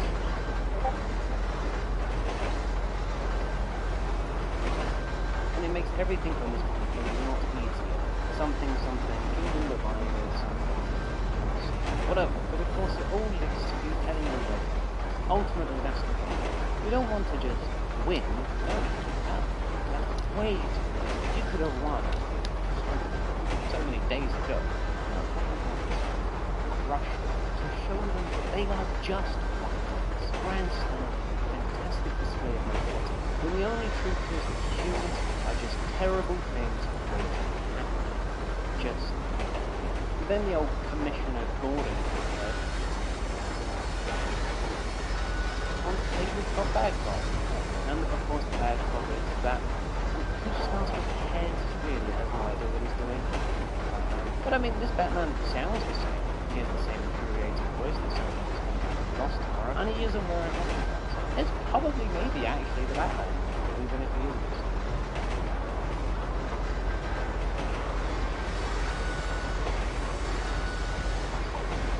Like this guy is incredible. Clearly saying all of this gratis against under his skin. He doesn't want people to die, let alone him be the reason. So you tell him the skinny. He's changed the world, whether he likes it or not. Petty crime and mob bosses mean very little.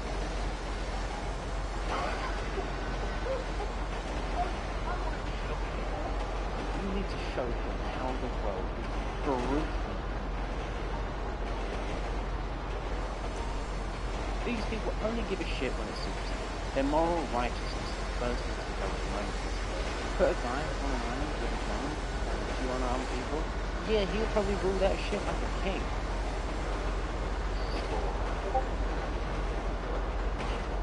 And that's what you want to show back. To prove to him that humans aren't trash, and that only insane people have real values in this world. Insane people have real. But I got him now, this time. He can't even kill you without proving your point. Can't even lie to anything more good. Then the world becomes completely optimism to things.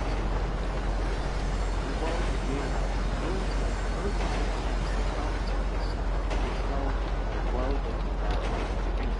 Therefore, that might be the ultimate thing. Anyway, with how basic this is, you can conclude that this is the real battle. I know you have to kind of tell them what's going on because it has reached that point in the year.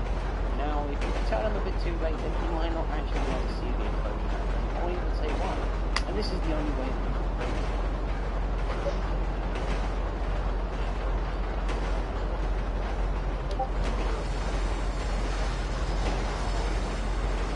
No, you have to go after what's happening.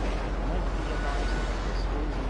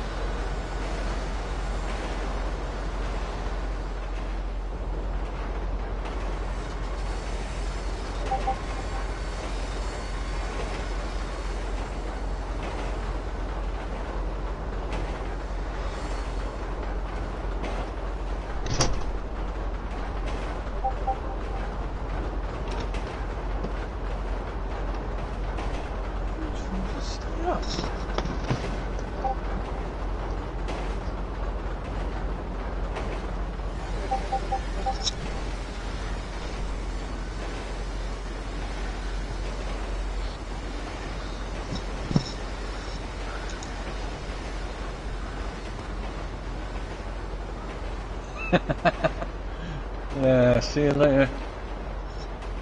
Yeah, he's still on the train.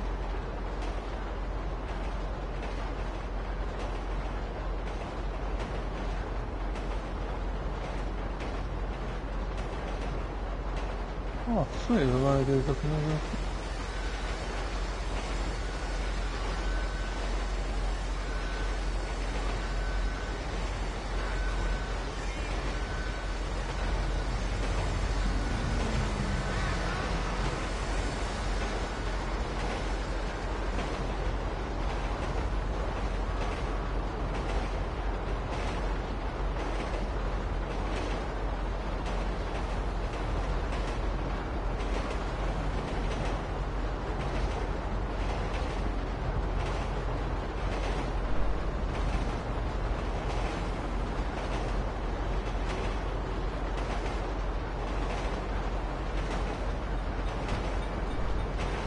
Oh, that's a behind spot. I think you're still on the train.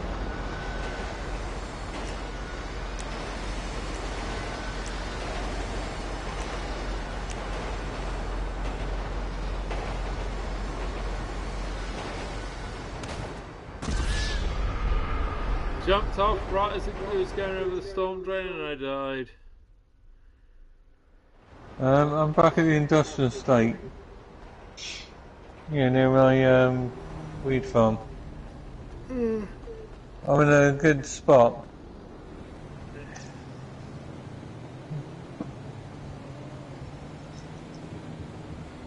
Just follow the railway line back.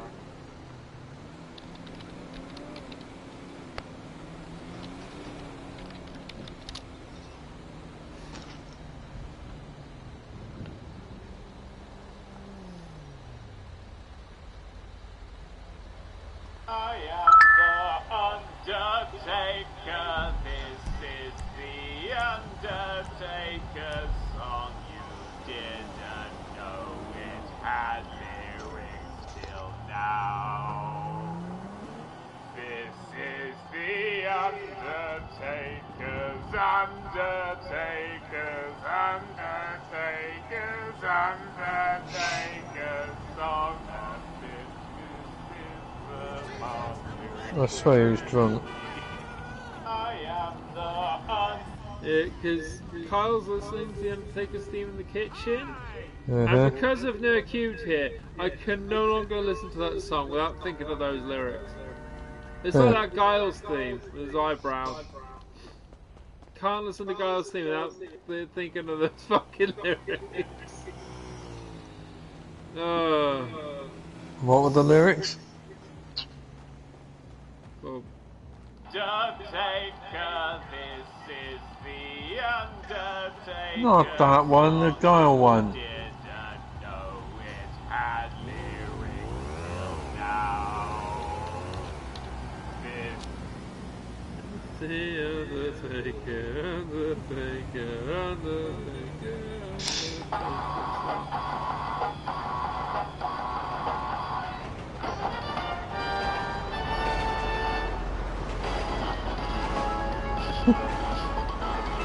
Beautiful blonde hair, a chin that's extra square. Fighting to avenge his best friend cause his death wasn't fair. So he'll search everywhere till he brings the dictator to justice first. He has to get a razor and some shaving cream and apply it directly to his face. Cause there's a place that hair grows you might scoff, but he has to shave it off. He fights for truth, but he'll espouse that guy only fights without his eyebrows.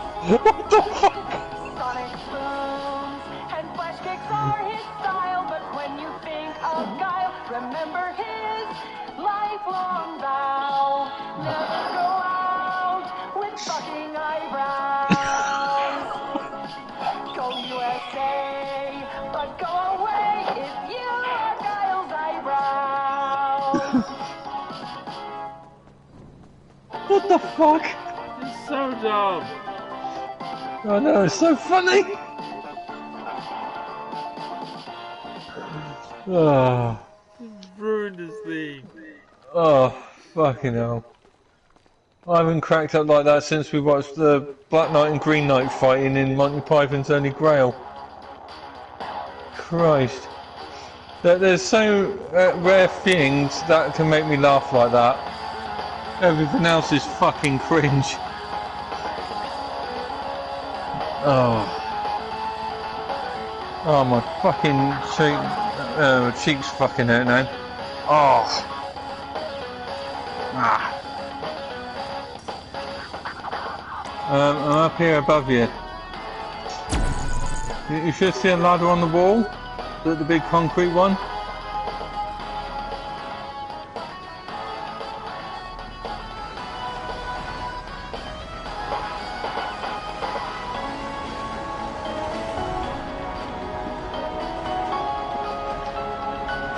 Up here on your right, left. Left. Yeah, don't shoot. Right, turn to your left.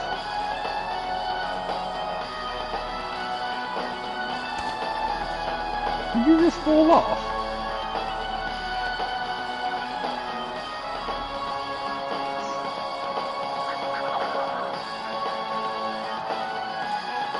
Right, go to that, go to this bit of the wall here, I'm pointing at. Okay, you failed again. Yeah, when you're at the top of the ladder, just turn slowly and walk along the wall.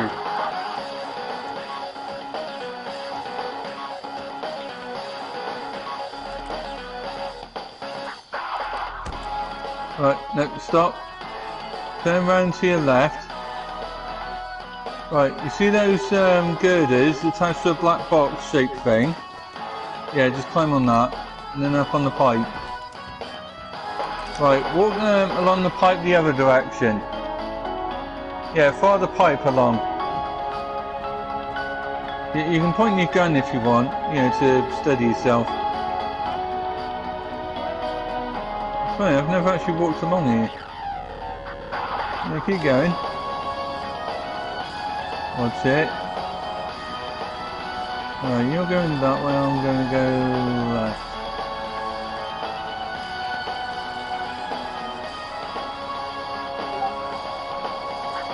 Well, if you're careful, you can hold X and you can walk quicker.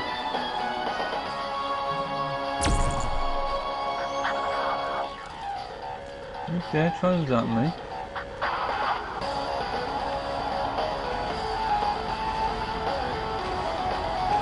Oh, there's a train again.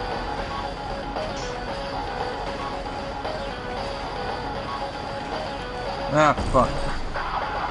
Ah. Yeah, I survived. Huh, first time I've actually been up on those pipes. Right, down here.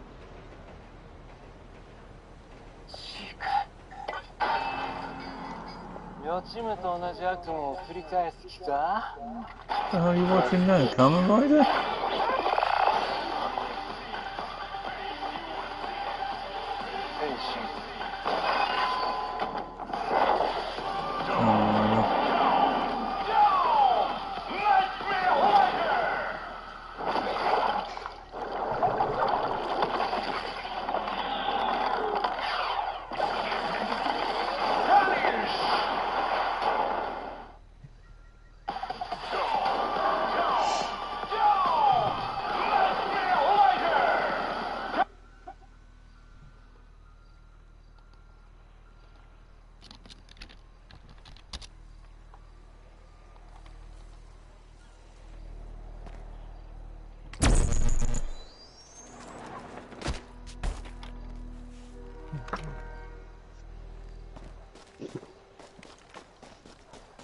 You're over here.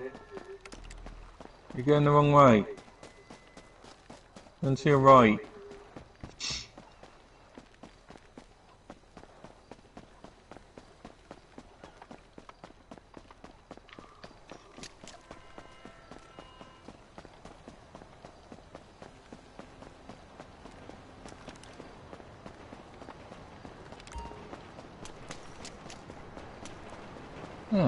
And repressed.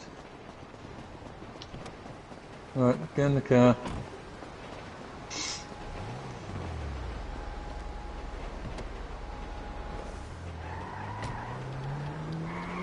Said he's going to be most disappointed. If he's going after the squeeze, he'll be disappointed to find the transcendent lunatic. That's quite the joke. And with the Batman gone, that leaves You still doing the Batman one? a small fry who thinks he knows what's going on. Takes himself very seriously. Fucking freak. And you know, within like a little bit of casual social engineering later, you get your phone. And now you get the squealer, and all of the mobs running, all part of that plan, baby. And thus begins the next phase of the plan. Better call the helicopter.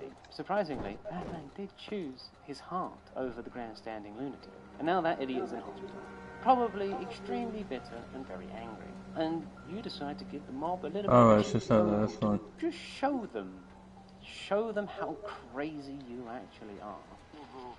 What, burning a big pile of money? Silly question. You can't have all this money just lying around and see what happens. I'm crazy enough to take on Batman, but the IRS, no, thank you. So you set that fucker ablaze. That's all they really care about. And by burning the money, you know, you essentially put yourself into years of capital gains tax breaks. But also, this is about sending a message. You don't care about money. Because after all, if you only care about money, you can be bought, you can be sold, and you can be traded. Essentially, you have no real value. You are nothing. You are just a rabid dog. No matter how much money you give me, I will not betray anyone.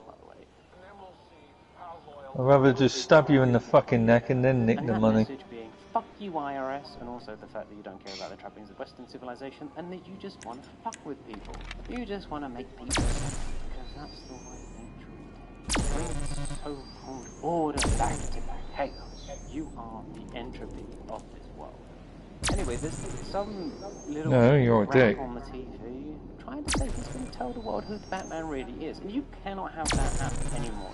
Before, that was a cool idea. Like, you know, the Batman was awesome to find out. But now, Batman's like this mysterious box that you want in your world. You can't take him anymore. So, you take this opportunity to say everyone in this world can be a murderer.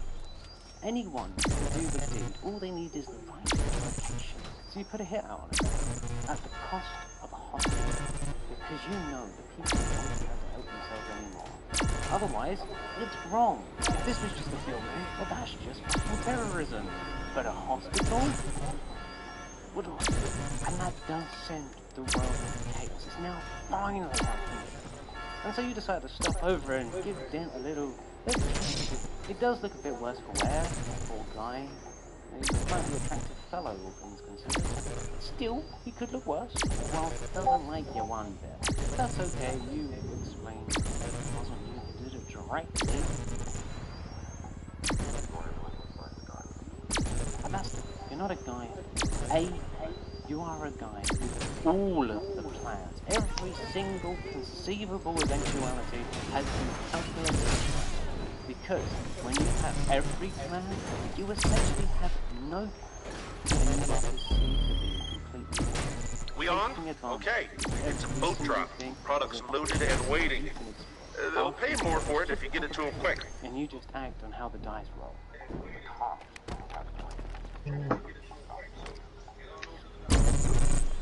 Fuck's sake.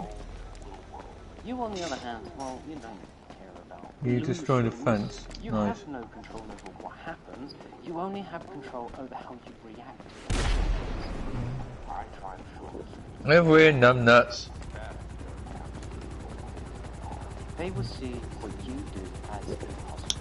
One of the reasons why you choose the Arkham Asylum over these mobs. Don't shoot the helicopter, you moron. They believe you, they trust you, and you'll do whatever you ask. It gets done. Why do you keep shooting the helicopter for? We need it. Takes a while for me to spawn another one.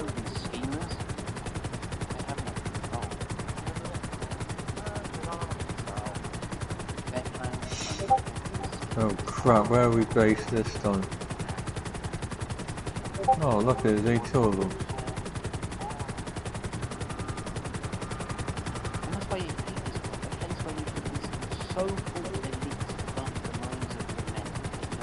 Elite doesn't. Right, document forgery is the next mission, then we'll do the buggies. No one will care. Leave the bunker for now.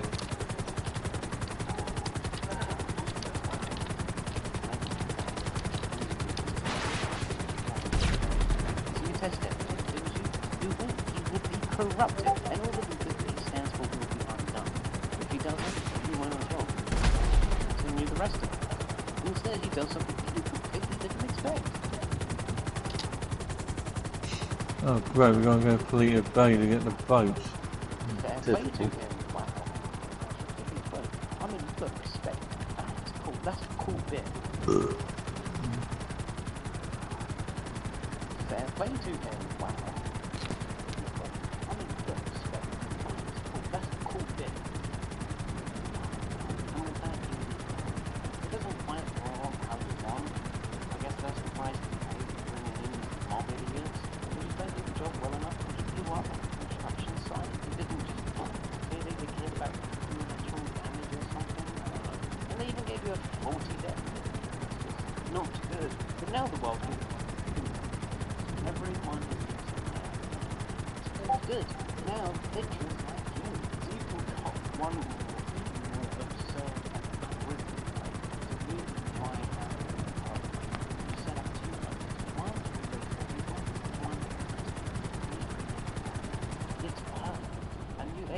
Which one they can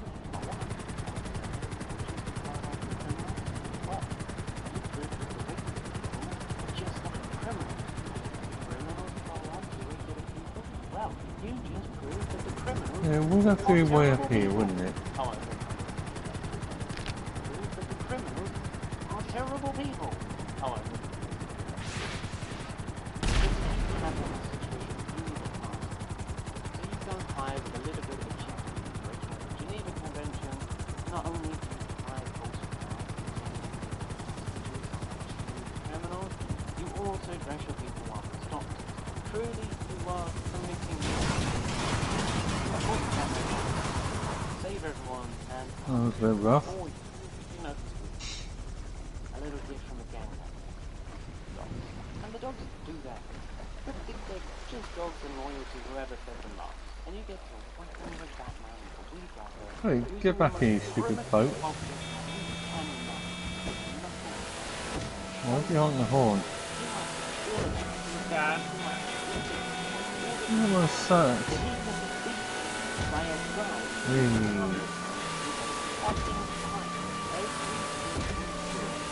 Well, at least we ain't got any big ass pissing rocks in our way this time.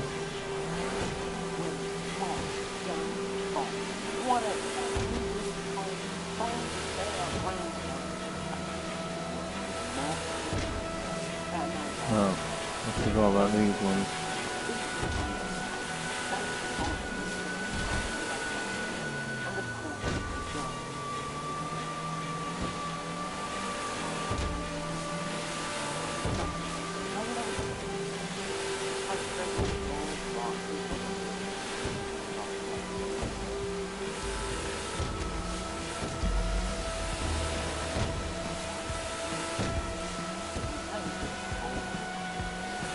Still.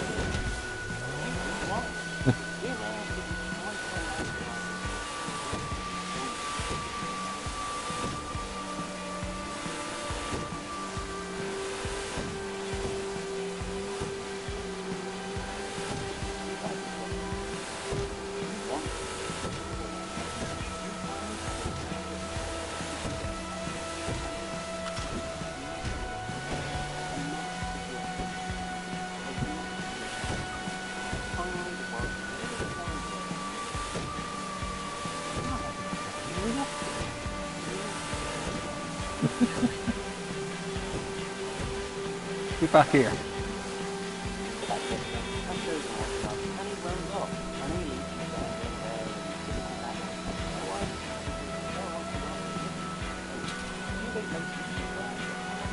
Am I but it's actually hitting you? What about the boat? Oh shit, this one.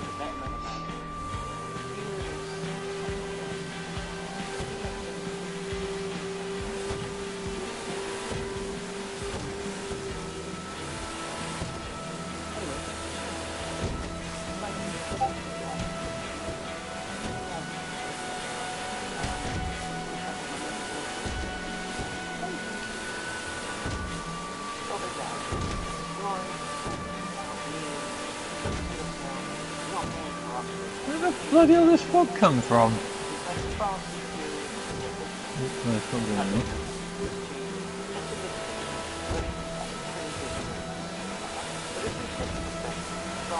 Yeah, fine, fine. Yeah. My fish sticks. Yeah. He's driving away. Get back here. Robots to overtake the planet, only to betray them, get betrayed, and then find his granddad still was alive with an edgier version of first alien, and then his granddad tries to destroy the world, and then out of spite, or really maybe out of a deep love for steamed goat milk, ends up saving the day because... If I can't rule the world, I might as well save it! But to imagine that, let me just put you in his shoes. You are Ivo Robotnik. Doctor. Okay, after we delivered the stuff, the guys just bailed out the boats. Right. You have dedicated your life to one thing, the machines and the... Because Because after all, humans are idiotic, repulsive, and arrogant creatures that pale in comparison to your madness, and only you have the strength to save them from themselves. But to do that, Right, head back to the sea. after all, there is one currency that actually works in this world, but actually quite literally you need like power to power your machines, not like power. There's obviously that. So imagine you're surprised that one day you're just minding your own business. Look at your health bar. Yeah. How much health have you got? Without reason, it's strange to be sure. Most of it. Why? Because I was shooting my pistol, my revolvers at you, and I thought I might hit you. Oh, you hit the boat a couple of times. Is there any bullet holes in it? Oh, maybe. Well, when we get back to the beach, have a look. I swear my aim was off. I was aiming for the boat, not you, by the way. Oh shit, there's a big ass rock in the way. Alright. Did you just skip over the land? Yeah. Because it looks a lot, you know, it looks like there's no water in that bit you just went through. Well, yeah, I just skipped over the bit of land. Yeah. I had the cops on me a moment ago.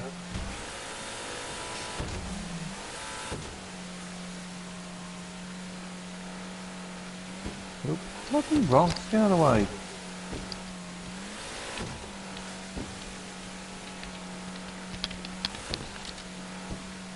What are you doing? Driving boat. You just drove onto the beach.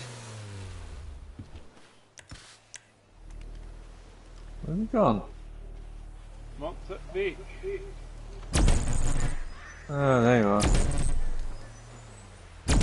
Yeah, fuck these boats. Let's get a helicopter. Hang on, I want to see what damage I did to the boat. Nice one, idiot. Alright, let's have that. Will you stop shooting? I'm trying to look at the boat. Right.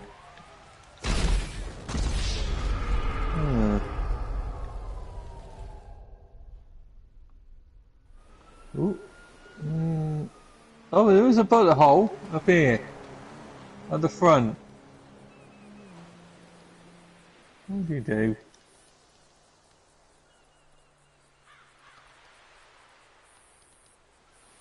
Where'd you go? I blew myself up because the cops were on me. I found one bullet hole. It's right at the front end. Bloody hell. I actually did hit it then. Oh, there's a bullet hole right in the deck. Jesus Christ, it's like inches from where you were sitting. Ooh.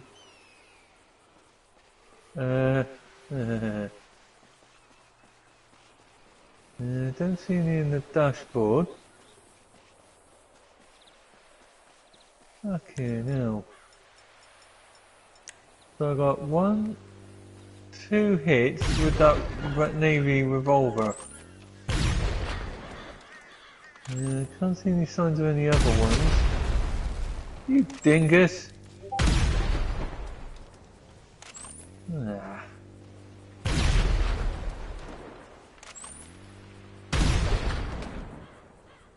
Really? Yeah, before you do that... Fucking hell. I had the cops on me. Yeah, well when you come back, just park yourself near the boat. Ah, nice and warm now. Even though it's not winter, it's wherever it is.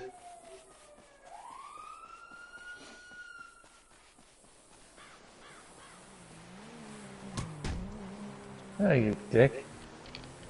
Right, if you climb on the boat, and look about there where I'm pointing with the gun, there was a bullet hole. I think it's still there. Yeah, there was a bullet hole right in the centre of that floor. Oh, they've gone now. There was another bullet hole right in the front here. So I did actually hit the boat from where I was.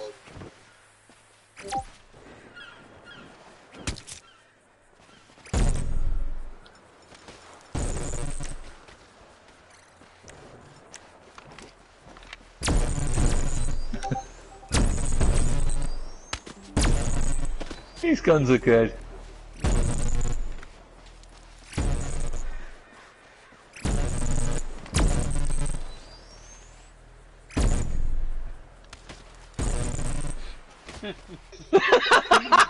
I just nutted myself on a rock. You do actually fire it again if you keep it held down.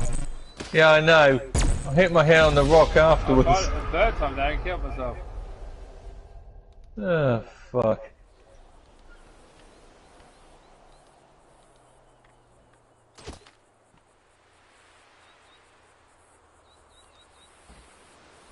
Ah, bollocks.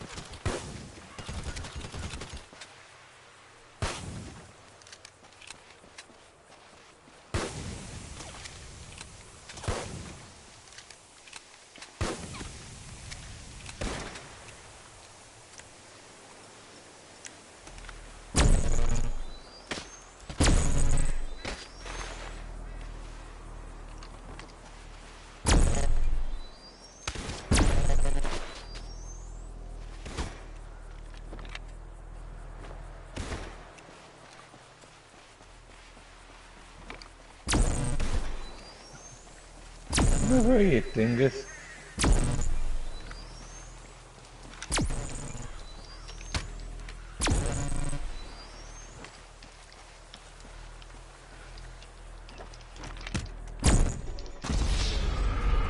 Success. Right, what are we doing? Oh yeah, helicopter.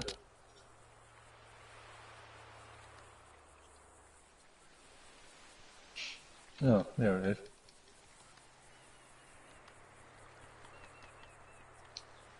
Right, let's go do document forgery now. Probably get the garbage trucks this time.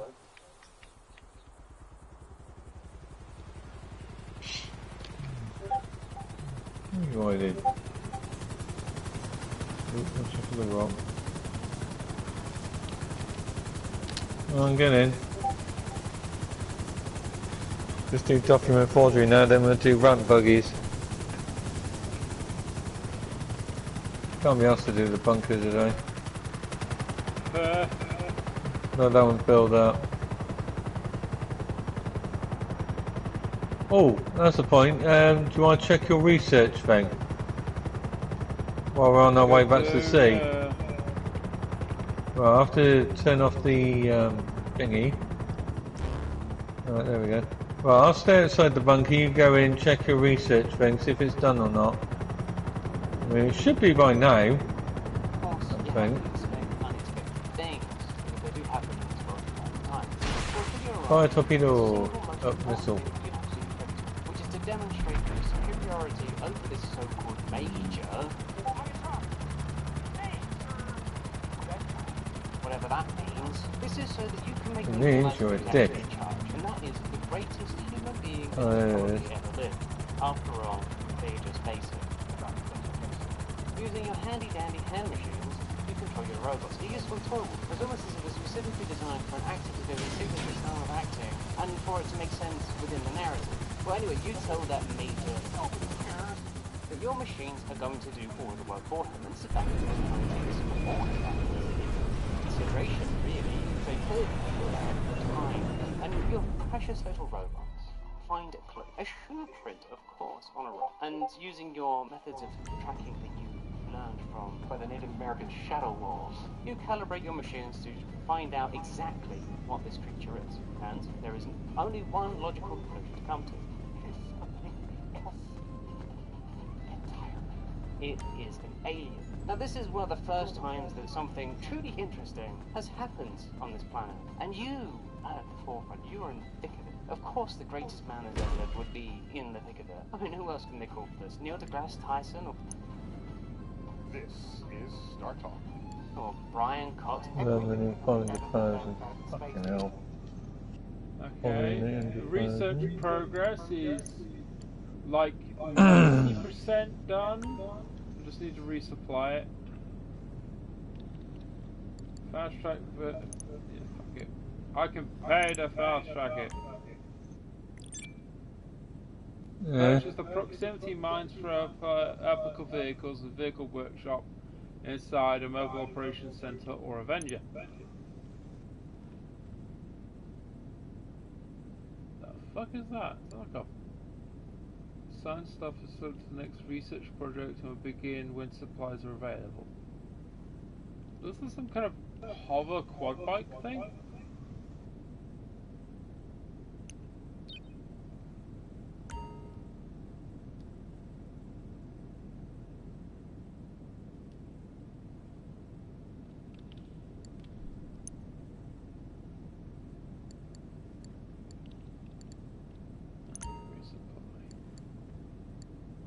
Buy supplies or steal supplies?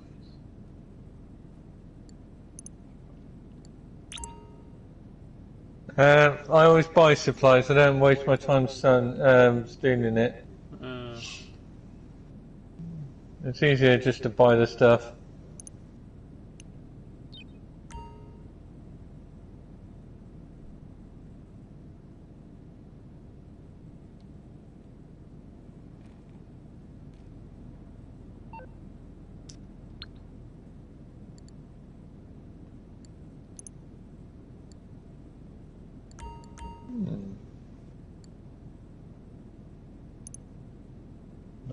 Mobile Operations Center, 1.2 million. Yep. Oh, And you can choose customize your vehicles in it. You can customize which truck is at the front, a Phantom or a hauler. I went for the flat nose truck. The hauler. Yeah, because you don't see those ones.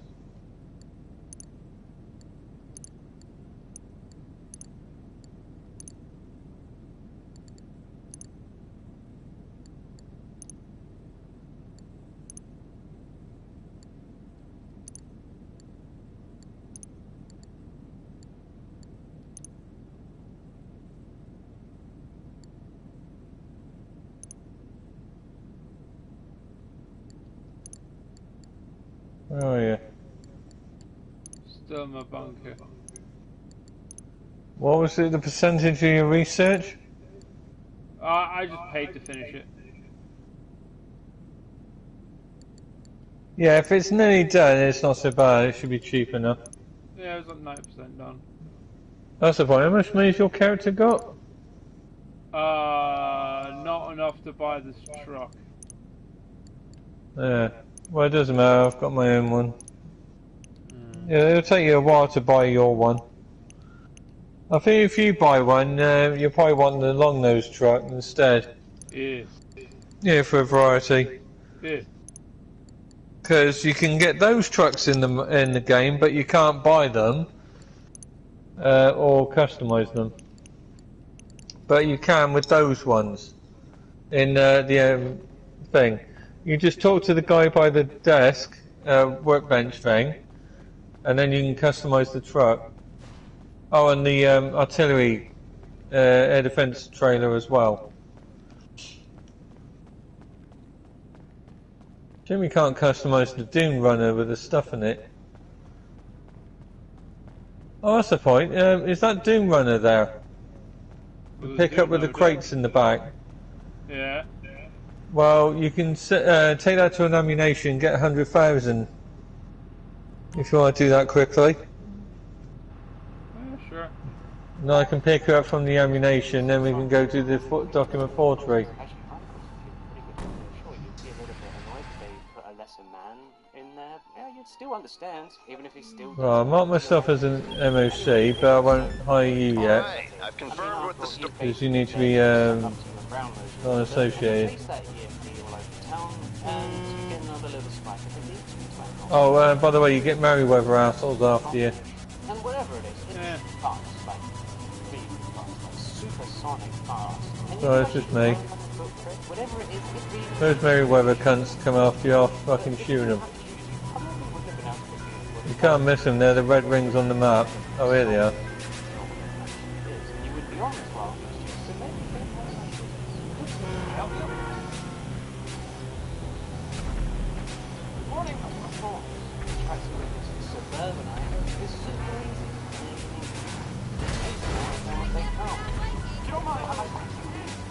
Ah, shit!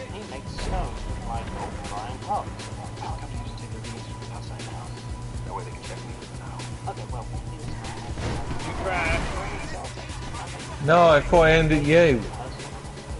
So I got him. Fucking hell. Oh, there you are, you're further up the road, that's good. Jesus Christ, I thought I almost targeted you then. No, I can turn that off.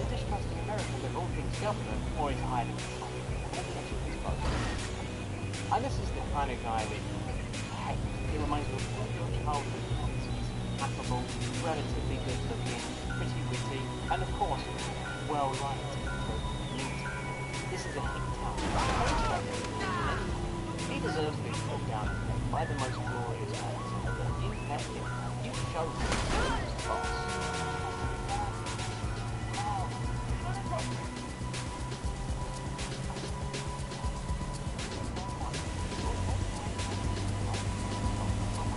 But then there's a fact that you can instead of being greeted by, a new alien or something, instead you can find no walking and just when you're kind of get a bit disheartened by the whole situation, you can kind of growing. But imagine your surprise when the first ever alien has been seen by a non-government retrieval official, and it's a cartoon-looking orchid. Before you can process the trauma of seeing a bright blue humanoid sea urchin, hedgehog or porcupine, that Tim Tom dentist guy sucker punches you in the jaw.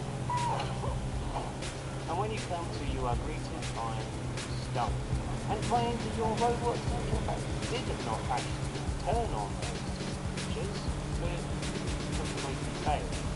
I mean, maybe the alien... Lucky up bastards. This Wachowski guy, he probably should be dead, but instead your fleshy human pet didn't chase after You deliver the truck? Still driving. He is clearly more pet than he is human when he has chosen the rules. The worst part is that he doubles down and he has legitimate concern for your well-being. But all is not what you used to have the you can kind of trace it. You work on the site live action movies now? Yeah, it's live action Sonic film.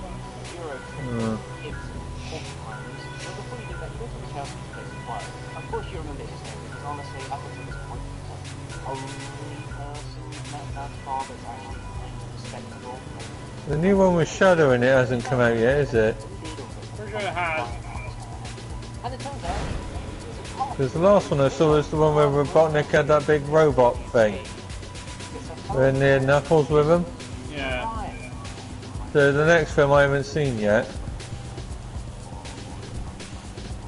and you use this opportunity to give one of your long-arm monologues that I cannot include because otherwise it's going to be monologues faster than Sonic. So to summarise, you are going to make them draw. Anyway, you follow these rapscallions all the way across the country and end up in some dive bar or even more honest. It's like their whole personality is I hate the government and defend someone that probably indirectly Where the hell are you driving to? instead of divulging information to the government. I mean, this These cops are sod off. you give your best and break yourself gives you information you need for heading to San Francisco. And using some trivial calculation that you would have figured out when you were a child, you can point their car with unparalleled accuracy and send one of your car robots to go chase after. And you get in your machine that also doubles as a dance arcade machine, and intercept them with a harpoon and a bait hands on a little bit jealous. But your white whale is not a whale, it's a small blue bipedal sea urchin or hedgehog. And he took out your harpoon truck in one hit, and the dude flosses on you, and that's when you know he's been playing too much Fortnite and not CSGO, because otherwise he would have been teabagging you. But now you need to kind of take stock. It has an ability that you don't fully understand, and that's something that correlates with that EM machine you've experienced before. It's like an integration. And this Wachowski fellow, he must be the most well-adjusted human being because he's just rolling along with this like it's another normal day. Them BM machines, all of them, except for this tiny one that peels open their car like a small sardine can. No, like, why couldn't it just pop the tyres? Surely it could have done that. With its name Agent Stone, it doesn't want to hurt them, it doesn't want to blow them up. Talk about stupid, right?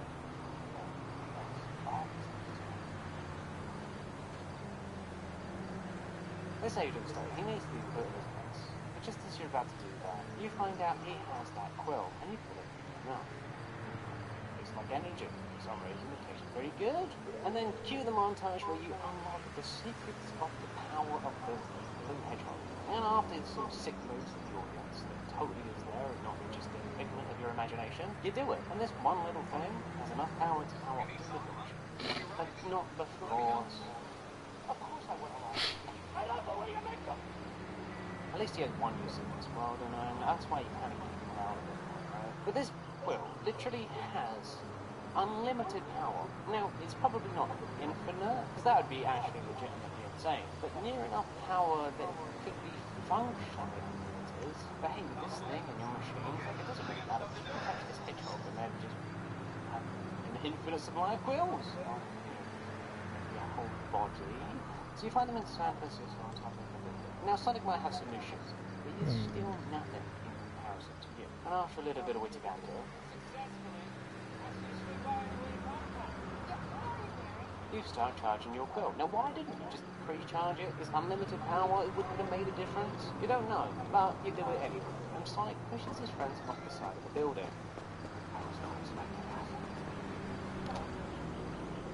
Where's your woof woof? Hang on.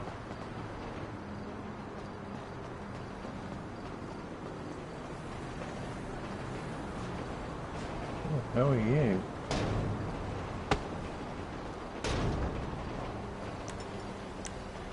Gas station.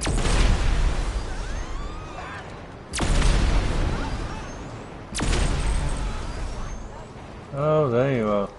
You're on the highway one. I'll leave one gas pump. I'll be a complete monster.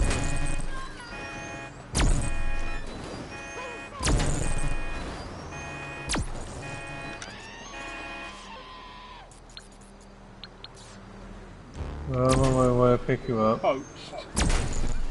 Coached. Receiving an invite from an opposing CEO.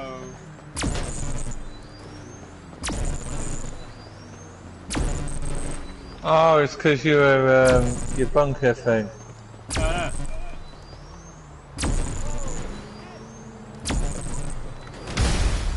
think I've had that before. Oh. There he is.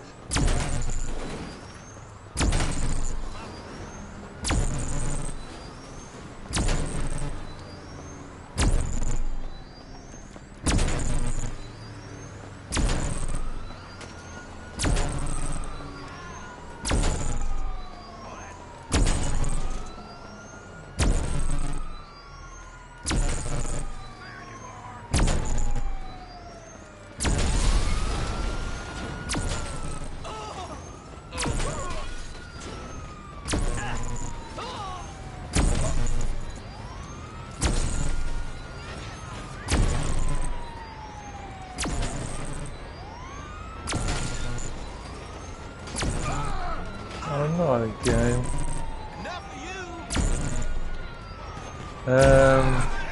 Can you kill yourself to get the cops off you?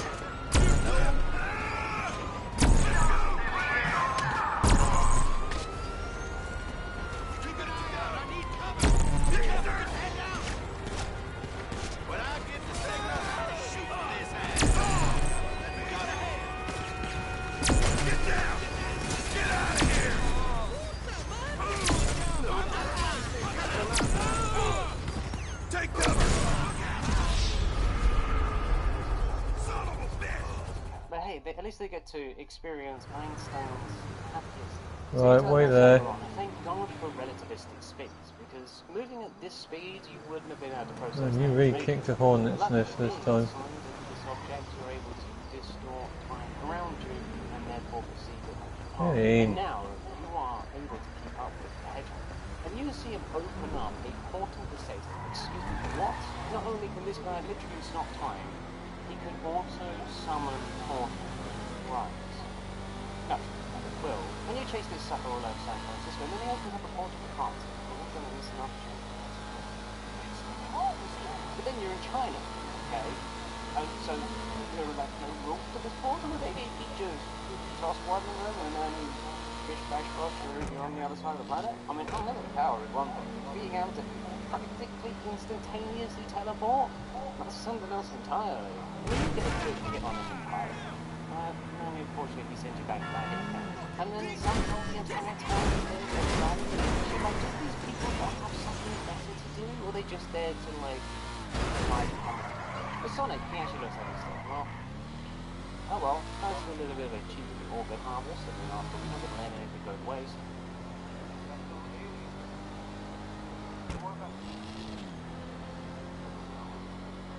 But what do you care about being human? But after some cheesy, cringy bonus death moment,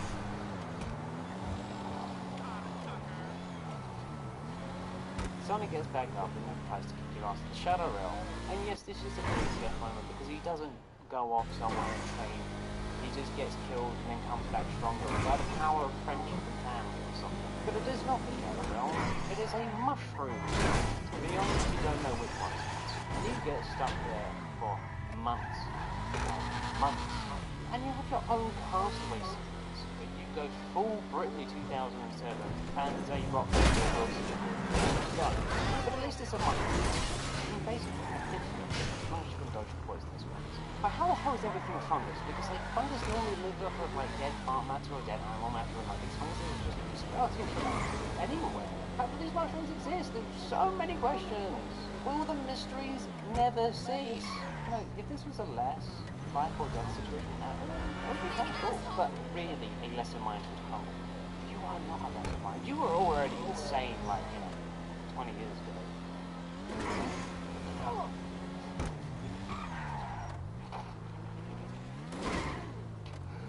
Or at least, like a bit crazy. So this is like right in your wheelhouse, really. And you still have the quills, so all you need to do is send out a signal. After all, how could the aliens resist something that is infinite? And your suspicions are correct, the aliens come a knocking, and they're here to take your stuff. All those trap preparations you were doing a little while ago, well, they worked out in your favor. With a little help from Agent Stonerock, you get out. Not before you take another taste of electricity. Because that stuff's good. They did a study once, and it turns out, in moments of boredom, if people were given the opportunity to shock themselves, they would actually do it. Wild stuff, honestly. People were crazy. Just as you're about to make your big grand escape, a big, red, angry-looking thing comes out, and joy of joys, another humanoid alien animal. Fantastic. But he seems like he wants what you want, the blue one. Which is handy, and he does have those magical bullshit rings, which is even more handy. And now with your new fairy friend in tow, you are ready to challenge the blue thing. And you head to the hedgehog's house, and thank God, because of course you're not going to miss the opportunity to practice your French. And luckily, this taunting works, and your new red monster cuts down Sonic in an instant. Finally, you have leveled the playing field, and actually, this Knuckles, amazing name, very accurate, is a bit too strong. At least, at least he's on your side, otherwise that would be scary, right? But just watching two aliens have it out with each other is awesome. Frankly, it's just cool. And this red one is throwing down, like, the hardest smack talk, like Conor McGregor in his prime. Untrained and unworthy. It's pure cinema. Oh God, only a genius like you could have managed to get into a spot like this. And I mean, like, he doesn't just lay down the spec, he lays down the law. But then he drops a little hinty poo about what his overarching plan is. To restore the ultimate power. And that is exactly why he is here. Now you're speaking my language.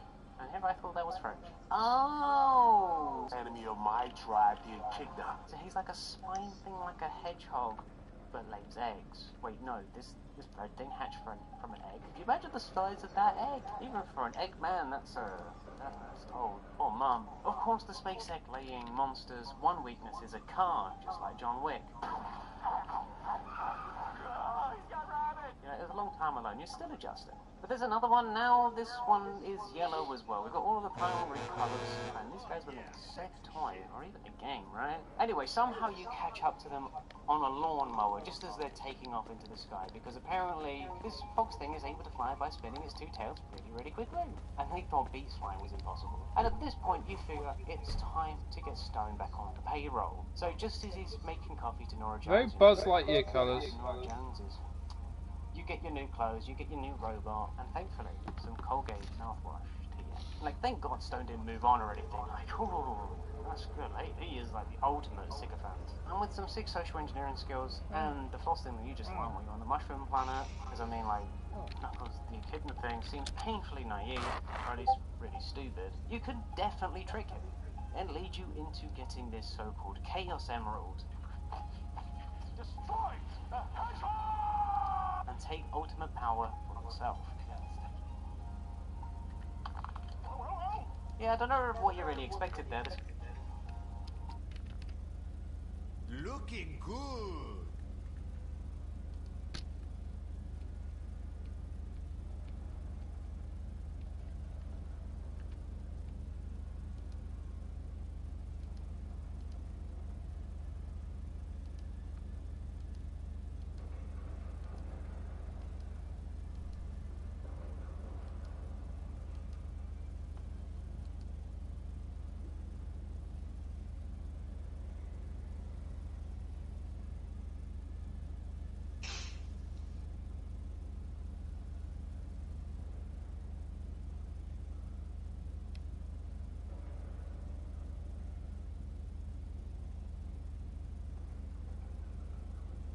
That looks badass.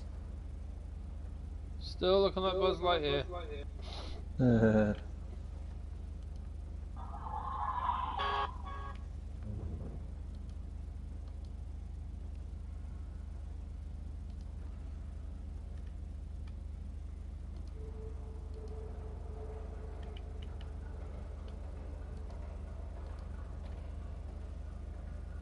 I think I just got a heart on. Nice. These are fucking weird.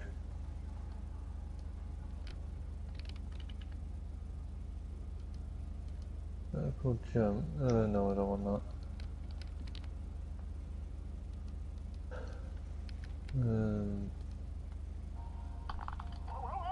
Yeah, I don't know what you really expected there. This guy's an idiot. He has clearly no idea how any of this works, and you told him to grip your hand really tightly, like, yeah, we reap what we sow, but it works, and Knuckles is on your side now, and he's like, I trust you, bro. Oh, thank God. But now you can manipulate even more, because he thinks that you're a good guy.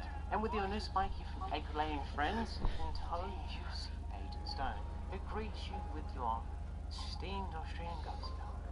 Doctor, it's really you. You look different. Papa's got a brand new stash. Ha! The way nature intended. And you kind of enjoy watching the little back and forth, and also Stone almost getting his arm ripped off by the big red thing. It's a beautiful moment, all things considered. Anyway, with the team fully assembled, you get onto tracking the Sonic. And this poor, simple, egg-laying mammal thinks he's at home. Well, that's the one. Tiny magic hedgehog destroyed. Well, really, this thing is really all killer, no filler. But you were like, only to take the egg-laying mammal. Because, I mean, Siberia is where the hedgehog is, and you really need some big guns, and Stone's about as useful as a chocolate teapot. There's no room on the ship for Stone. I say we ditch him, ghost him, blow him off. Just like that first Tinder date, where they invited you to their apartment, and as you arrived, the lights were all low. The door was open, and you thought for a minute you were going to die, only to end up doing lines of Forrest Gump and dancing in the dark. Wait, what? Anyway, you gate-crashed that party as soon as they unlocked the Emerald Compass, because, you know, timing is everything in this world. They And ain't gonna they're take practically out your machines at this tires point, now. just specifically designed to do what you need them to do. They do all the hard work, and you just swoop in at the end. Hey, we really gotta talk about your new look. Yeah, look at this. He's the Monopoly Man. What is it with this What? hedgehog and all these pop culture references? Isn't he supposed to have been on this Buzzsaws. like a few years or something? And he's, well, whatever. And your new look is amazing. Proper retro, super Oh, the slick, roll at and the the front. moustache is to die for. So you would like to throw Guns?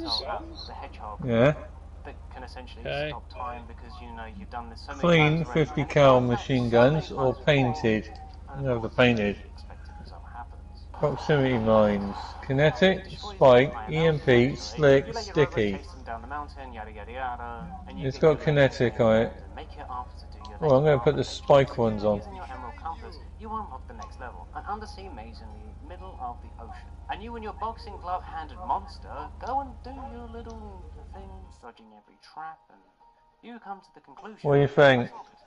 There's a booby trap every 7 seconds. But with some techno-magical bullshit, it gets the way much faster. Anyway, it's time for conclusion. I've solved it. There's a booby trap every 7 seconds. But with some techno-magical bullshit, you get to the way much faster. Yeah, it's got side and rear saw blades. Notice. It's got a roller thing at the front. Also notice. Go and mulch up some cars. Yeah,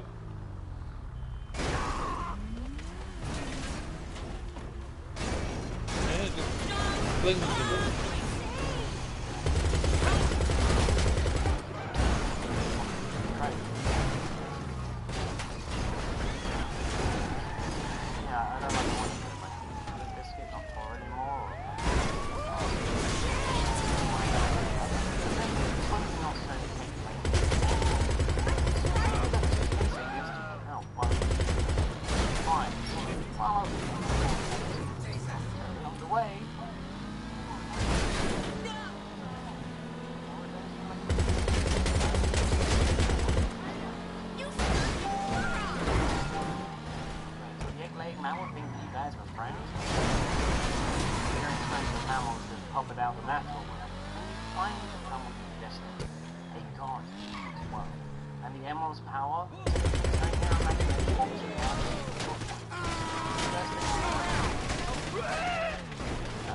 Grove Street is dead.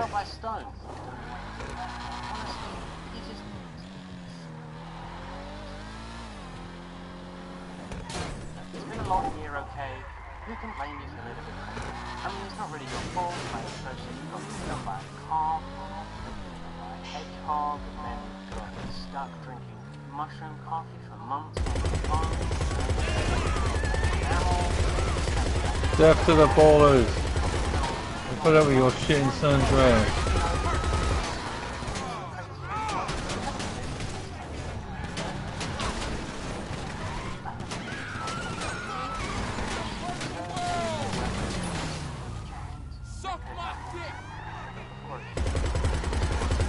No thanks for them talking.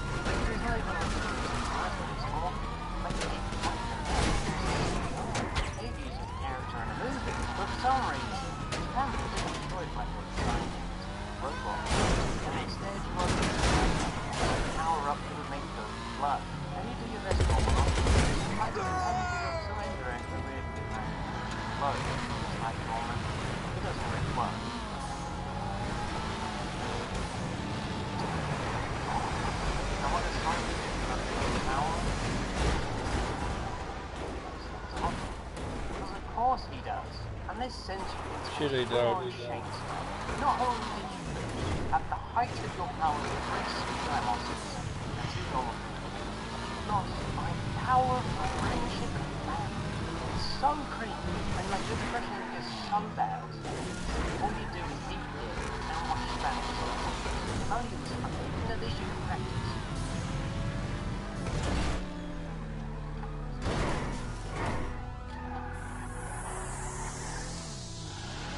So, what do you think? Neat. How are you rationalising that one, sir? It's just celebrating your newfound guns. I think there's some bongo practice here. How did Stone do this to you?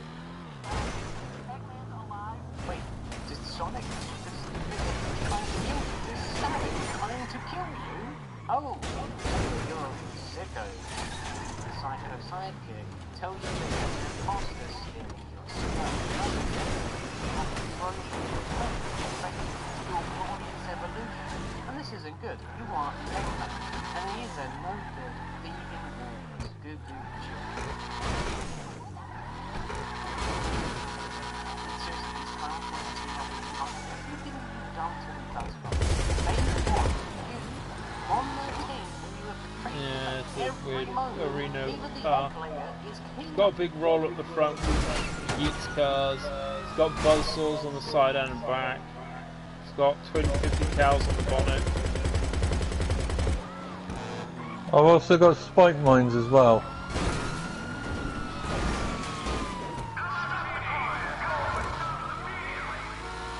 I don't think it's proportional, it's just the style of the back and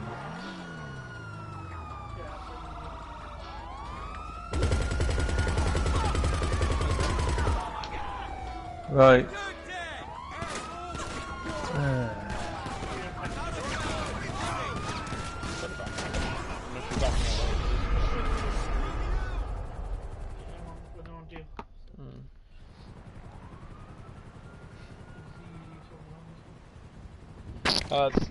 this is the Sonic trilogy. But do we have Sonic 3 on DVD? Yeah, we got Sonic 3. I saw it on. When you I've already seen it. literally what? They know what's going to No, happen. wait, no. It's Sonic 1 and 2 I've seen. Yeah, we haven't got the third one. Yeah, Sonic 3 is the one with Shadow. Yeah, I know. No, we don't have that one yet. Yeah.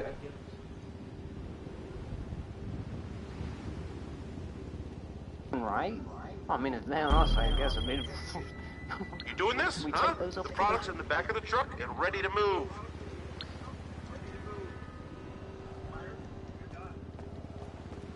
Oh, it's just the one big truck.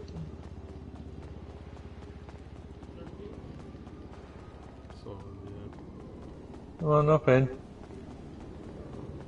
I sent the other vehicle back in case it got impounded. I'm over here. Okay, we got no one following us. Oh wait, yeah we do, it's the bikers. do what we can. You really can't do much with fools. Technically they're a minor nuisance. Barely a pet. And you come to the They're realization. like a mosquito, small and annoying. Actually, your clothes don't. Why are my headlights on? So you ask your minion to get you some new material. Does he just wear a terrible shirt everywhere he goes? Oh my god. That's what he's been doing every night. He's moonlighting as a stripper. It makes so much sense. But you go with these primary coloured creatures to a government facility. Kind of cool. Would be kind of a sick place to have an illegal raid. Is this the second film Actually, still? a distinct No, lack this- of graffiti. Because there's only rule in this planet. no, this is the is third that film, if no. there's an abandoned building, it doesn't matter how far away it is. It doesn't matter where it is. It's always going to be graffiti.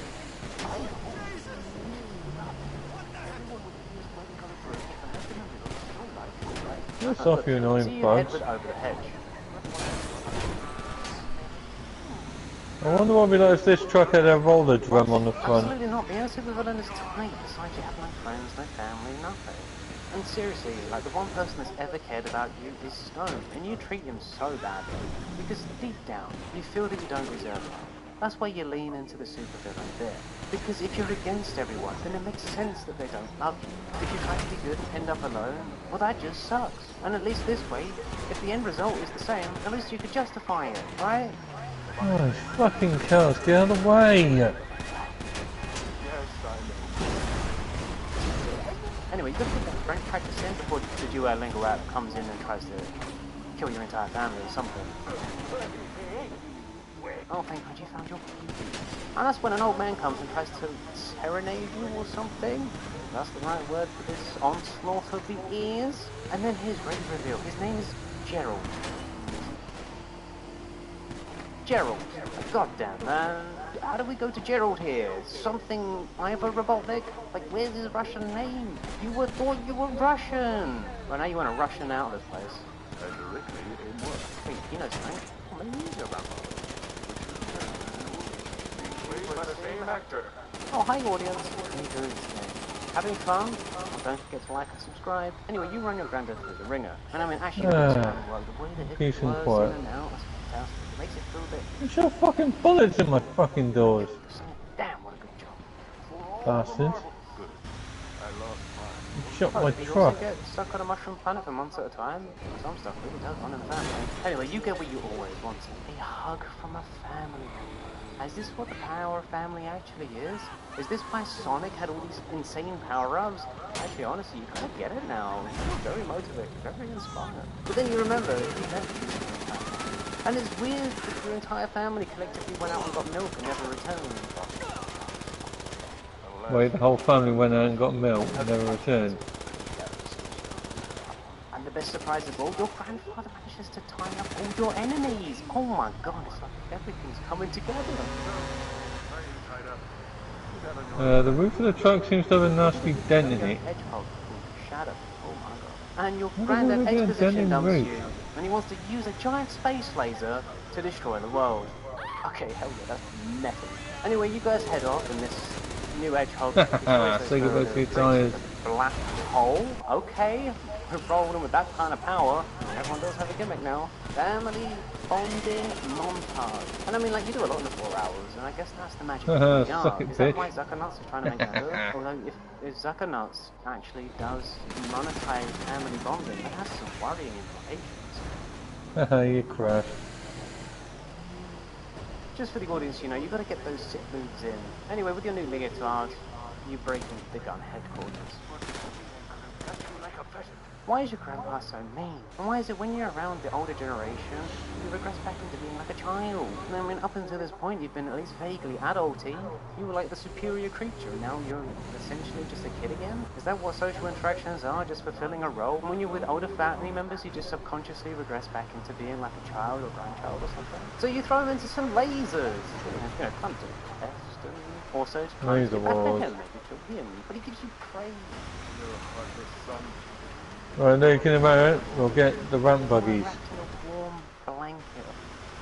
I mean, is it even a Sonic movie without a dance-off? Nope. Just as you're about to win, Jessica Jones comes in and turns on the Oh, you're semi-conscious then. Okay, why does the government have such insane technology? You're the one with all the genius stuff, and they have gravity stuff? Excuse me? Yeah, you and your granddad got out. Where the hell they get that gravity stuff from? Incompetent people, the whole government have been like demonstrating as being really stupid up until this point. Like to the point you almost were distrusting of the American government itself. And now they're outsmarting you and you've got gravity stuff? What a power-up! What is this power creep? But thankfully they send in the big guns, the egg-laying crew, who just breaks the machine and sends it all into chaos. Great. Well, it works. And you almost managed to worm your way to the key, but unfortunately, JJ gets it first. Luckily, you have the hedgehog, and he gets it for you instead, fully negating all of the hard work that you have to do so you can finally skip into the third act of the film. It's really handy that you have this hedgehog, and he's a fantastic plot device for moving things along. Oh man, more accurate Eggman suits. Having a granddad is sweet. Anyway, you open up a hatch next to Tower Bridge, and thank God no one ever checked to look there, and your granddad just had one of these lying around in London. That's okay, a successful sale. And your family head The off funds into are space transferring. with the hedgehog. Long John And the out. spaceship even comes with Eggman branding. My buggy's over here. Basically power anything. Well, I guess, you know, the Sonic Girl could do that too, so... Yeah, that makes Bye, sense. mate. Wiping out everything. At a 25. Obviously they don't want to spawn on the dirt roads, they have to be on the normal And you tell road. your granddad that annihilating the Earth is actually a kind of a dumb idea. Like, you can rule the Earth instead. You know, it's an incredibly short-sighted plan. If you die, that's it. It's over. What? Annihilate the Earth? But we have a family. Isn't that what family's all about? Oh, so he doesn't love you the way that he loved his dead daughter.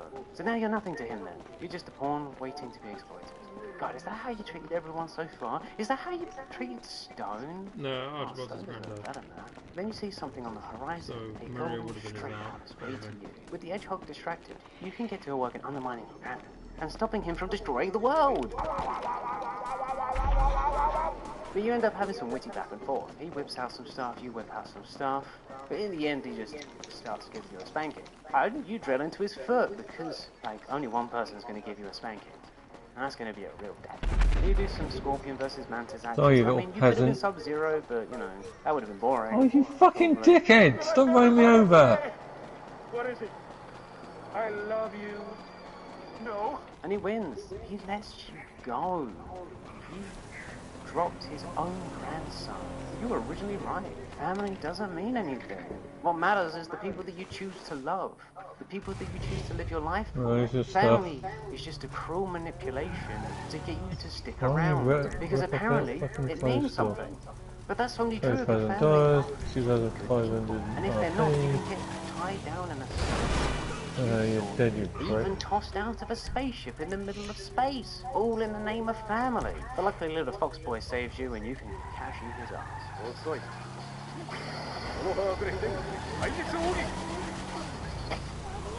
Oh, he actually just died in a kid's movie, like on screen, fully dead.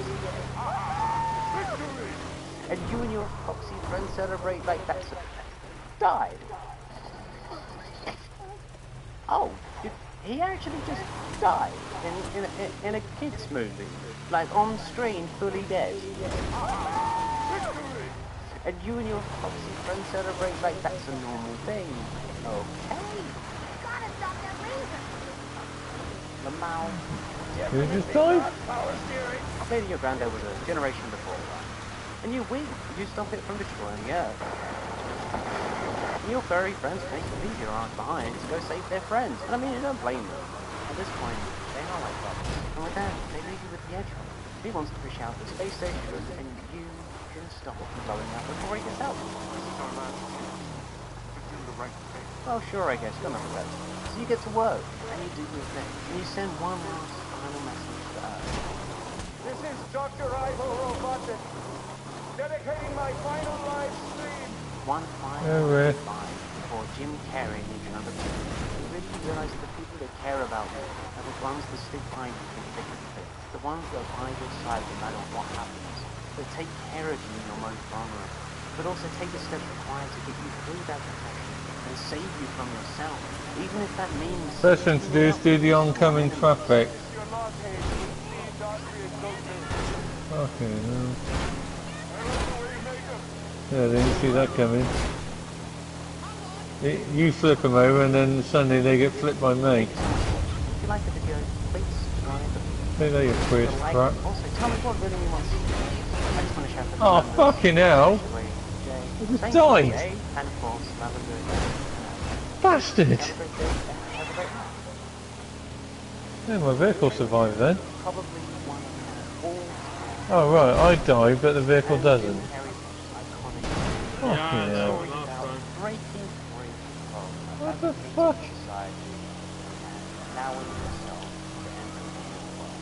But if we change the space, I mean truly, and instead focus on the guy running the show, Christoph, it becomes a story of watching your pet project slowly unravel in front of your eyes, only for them to break free despite all of your relentless attempts at destroying his free will.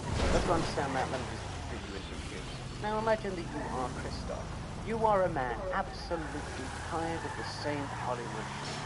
Awards, accolades, and whatever. It's all so fake. What you want is something real.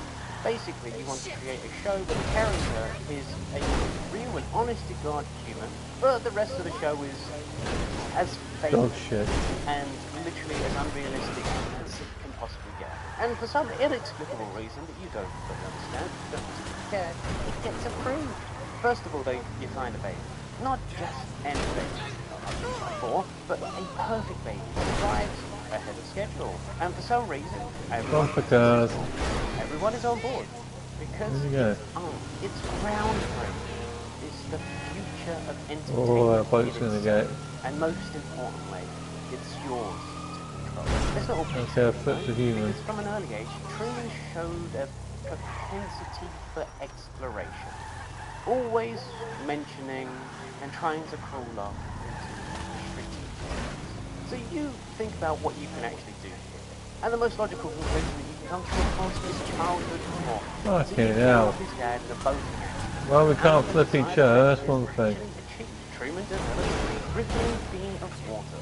It all seems to be going really well. Granted, the dab actor didn't really like that all that much, but you're sure with a small severance, it'll all be fine. Things will continue on like normal. That is until Truman gets the eye for some random extra. Like, really, bro? You're throwing him Laura Linney, and he thinks he's too good for her or something? Like, the audacity.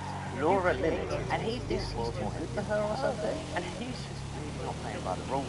And that's fine. You do what any creative would do. You make her disappear. You know, she's just an extra. Her life has no value in the world. And things relatively on at a normal rate. Truman takes on his role. All into it. And seriously, you kind of lucked out with this guy. He's charismatic, he's witty, he's charming, and a little bit eccentric. He became an insurance salesman.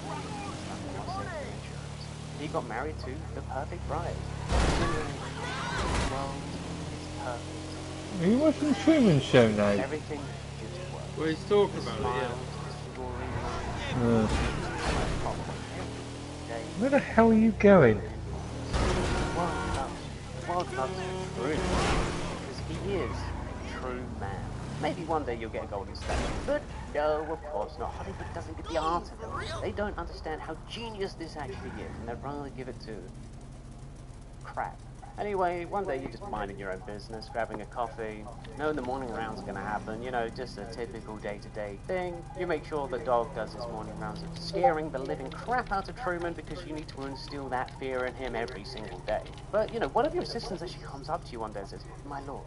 Yes, you do get them to call you my lord. It appears one of the starlights fell from the sky. Oh, God, you cannot be serious. Actually, my lord, it was serious. Okay. But, like, what's the damage here? What kind of... What are we doing here? Found it. Oh.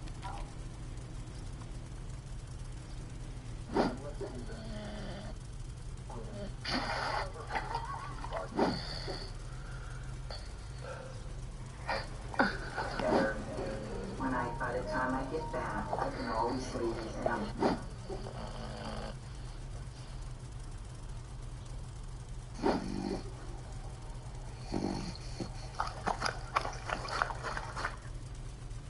Waking up dogs with treats.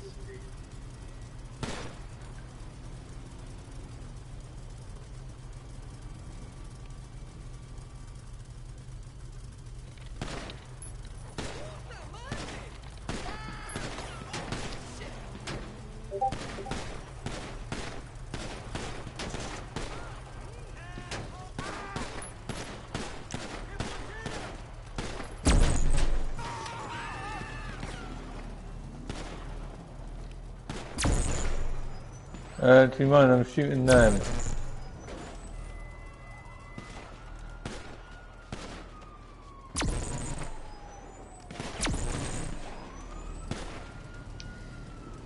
Oh, they're all dead. A young German dog. Who looks in the face just as old as they fucking was. Well, my vehicle's fucked anyway, it was smoking.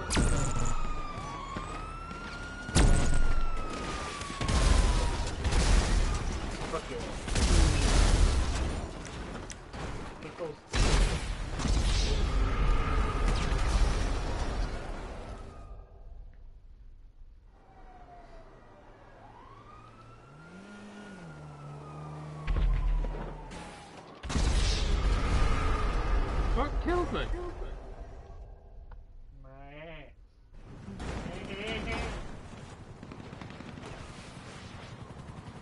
Oh, fuck, I missed. Boy, missed. Got you, you bastard. Took the helicopter out just before I died.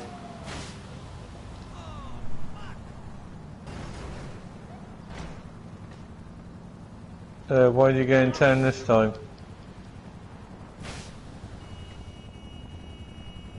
Sick? What? Where'd you get this time? We just had Sainsbury's we're making fruit devil's way, I thought I noticed 2 slices of bread drying out.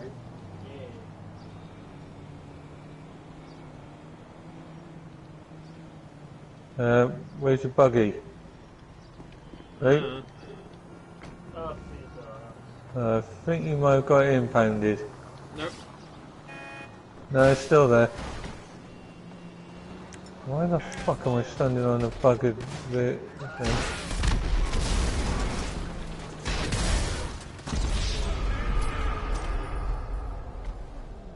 Oh shit, I forgot incendiary rounds.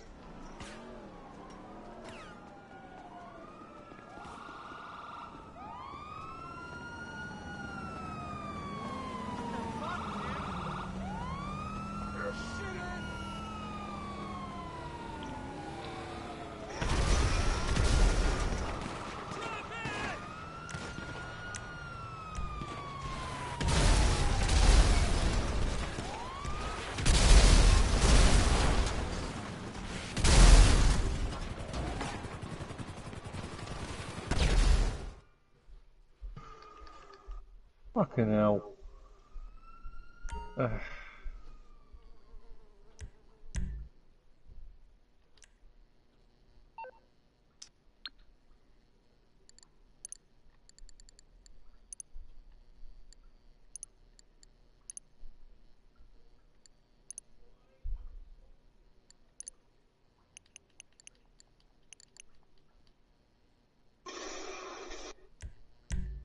You fuckers ain't walking away from this.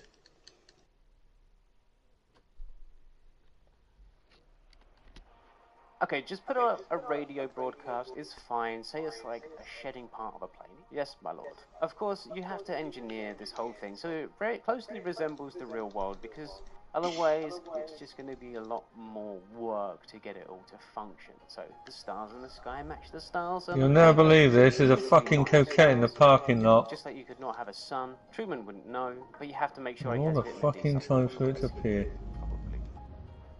probably die. But hey, how do you feel today? But it's awfully clever. Can't get me now, you So bastards. many little tricks to get Truman to engage with the audience without feeling like he's engaging with the audience. One of them is the radio. Damn. Nope. Oh, good.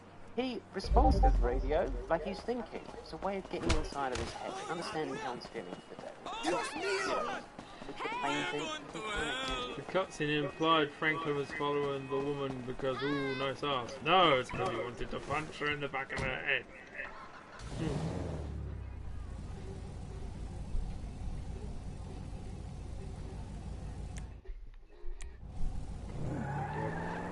Dear God, I still Shit, you hit me! You ain't too smart, are you?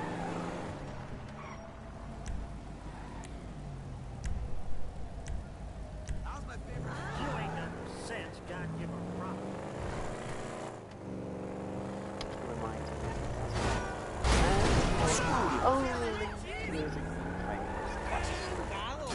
Bitch ass bullshit. Public domain, baby. Crazy. Day continues on like normal though. Does his usual stuff. It's kind of cute that he's still crying. He almost feels bad for his wife. Like, she has full knowledge of what he's doing, and she's probably had a few interviews regarding that. And I mean, that is one of the greatest hits of the Truman Show. So.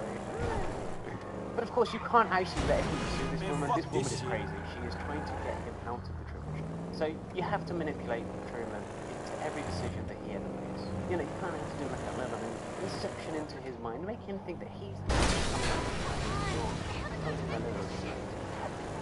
and it's like, honestly, it's like shooting out. Everyone has their triggers. As soon as Truman shows any sign of desire to leave, he nods and gently reminds him that he cannot.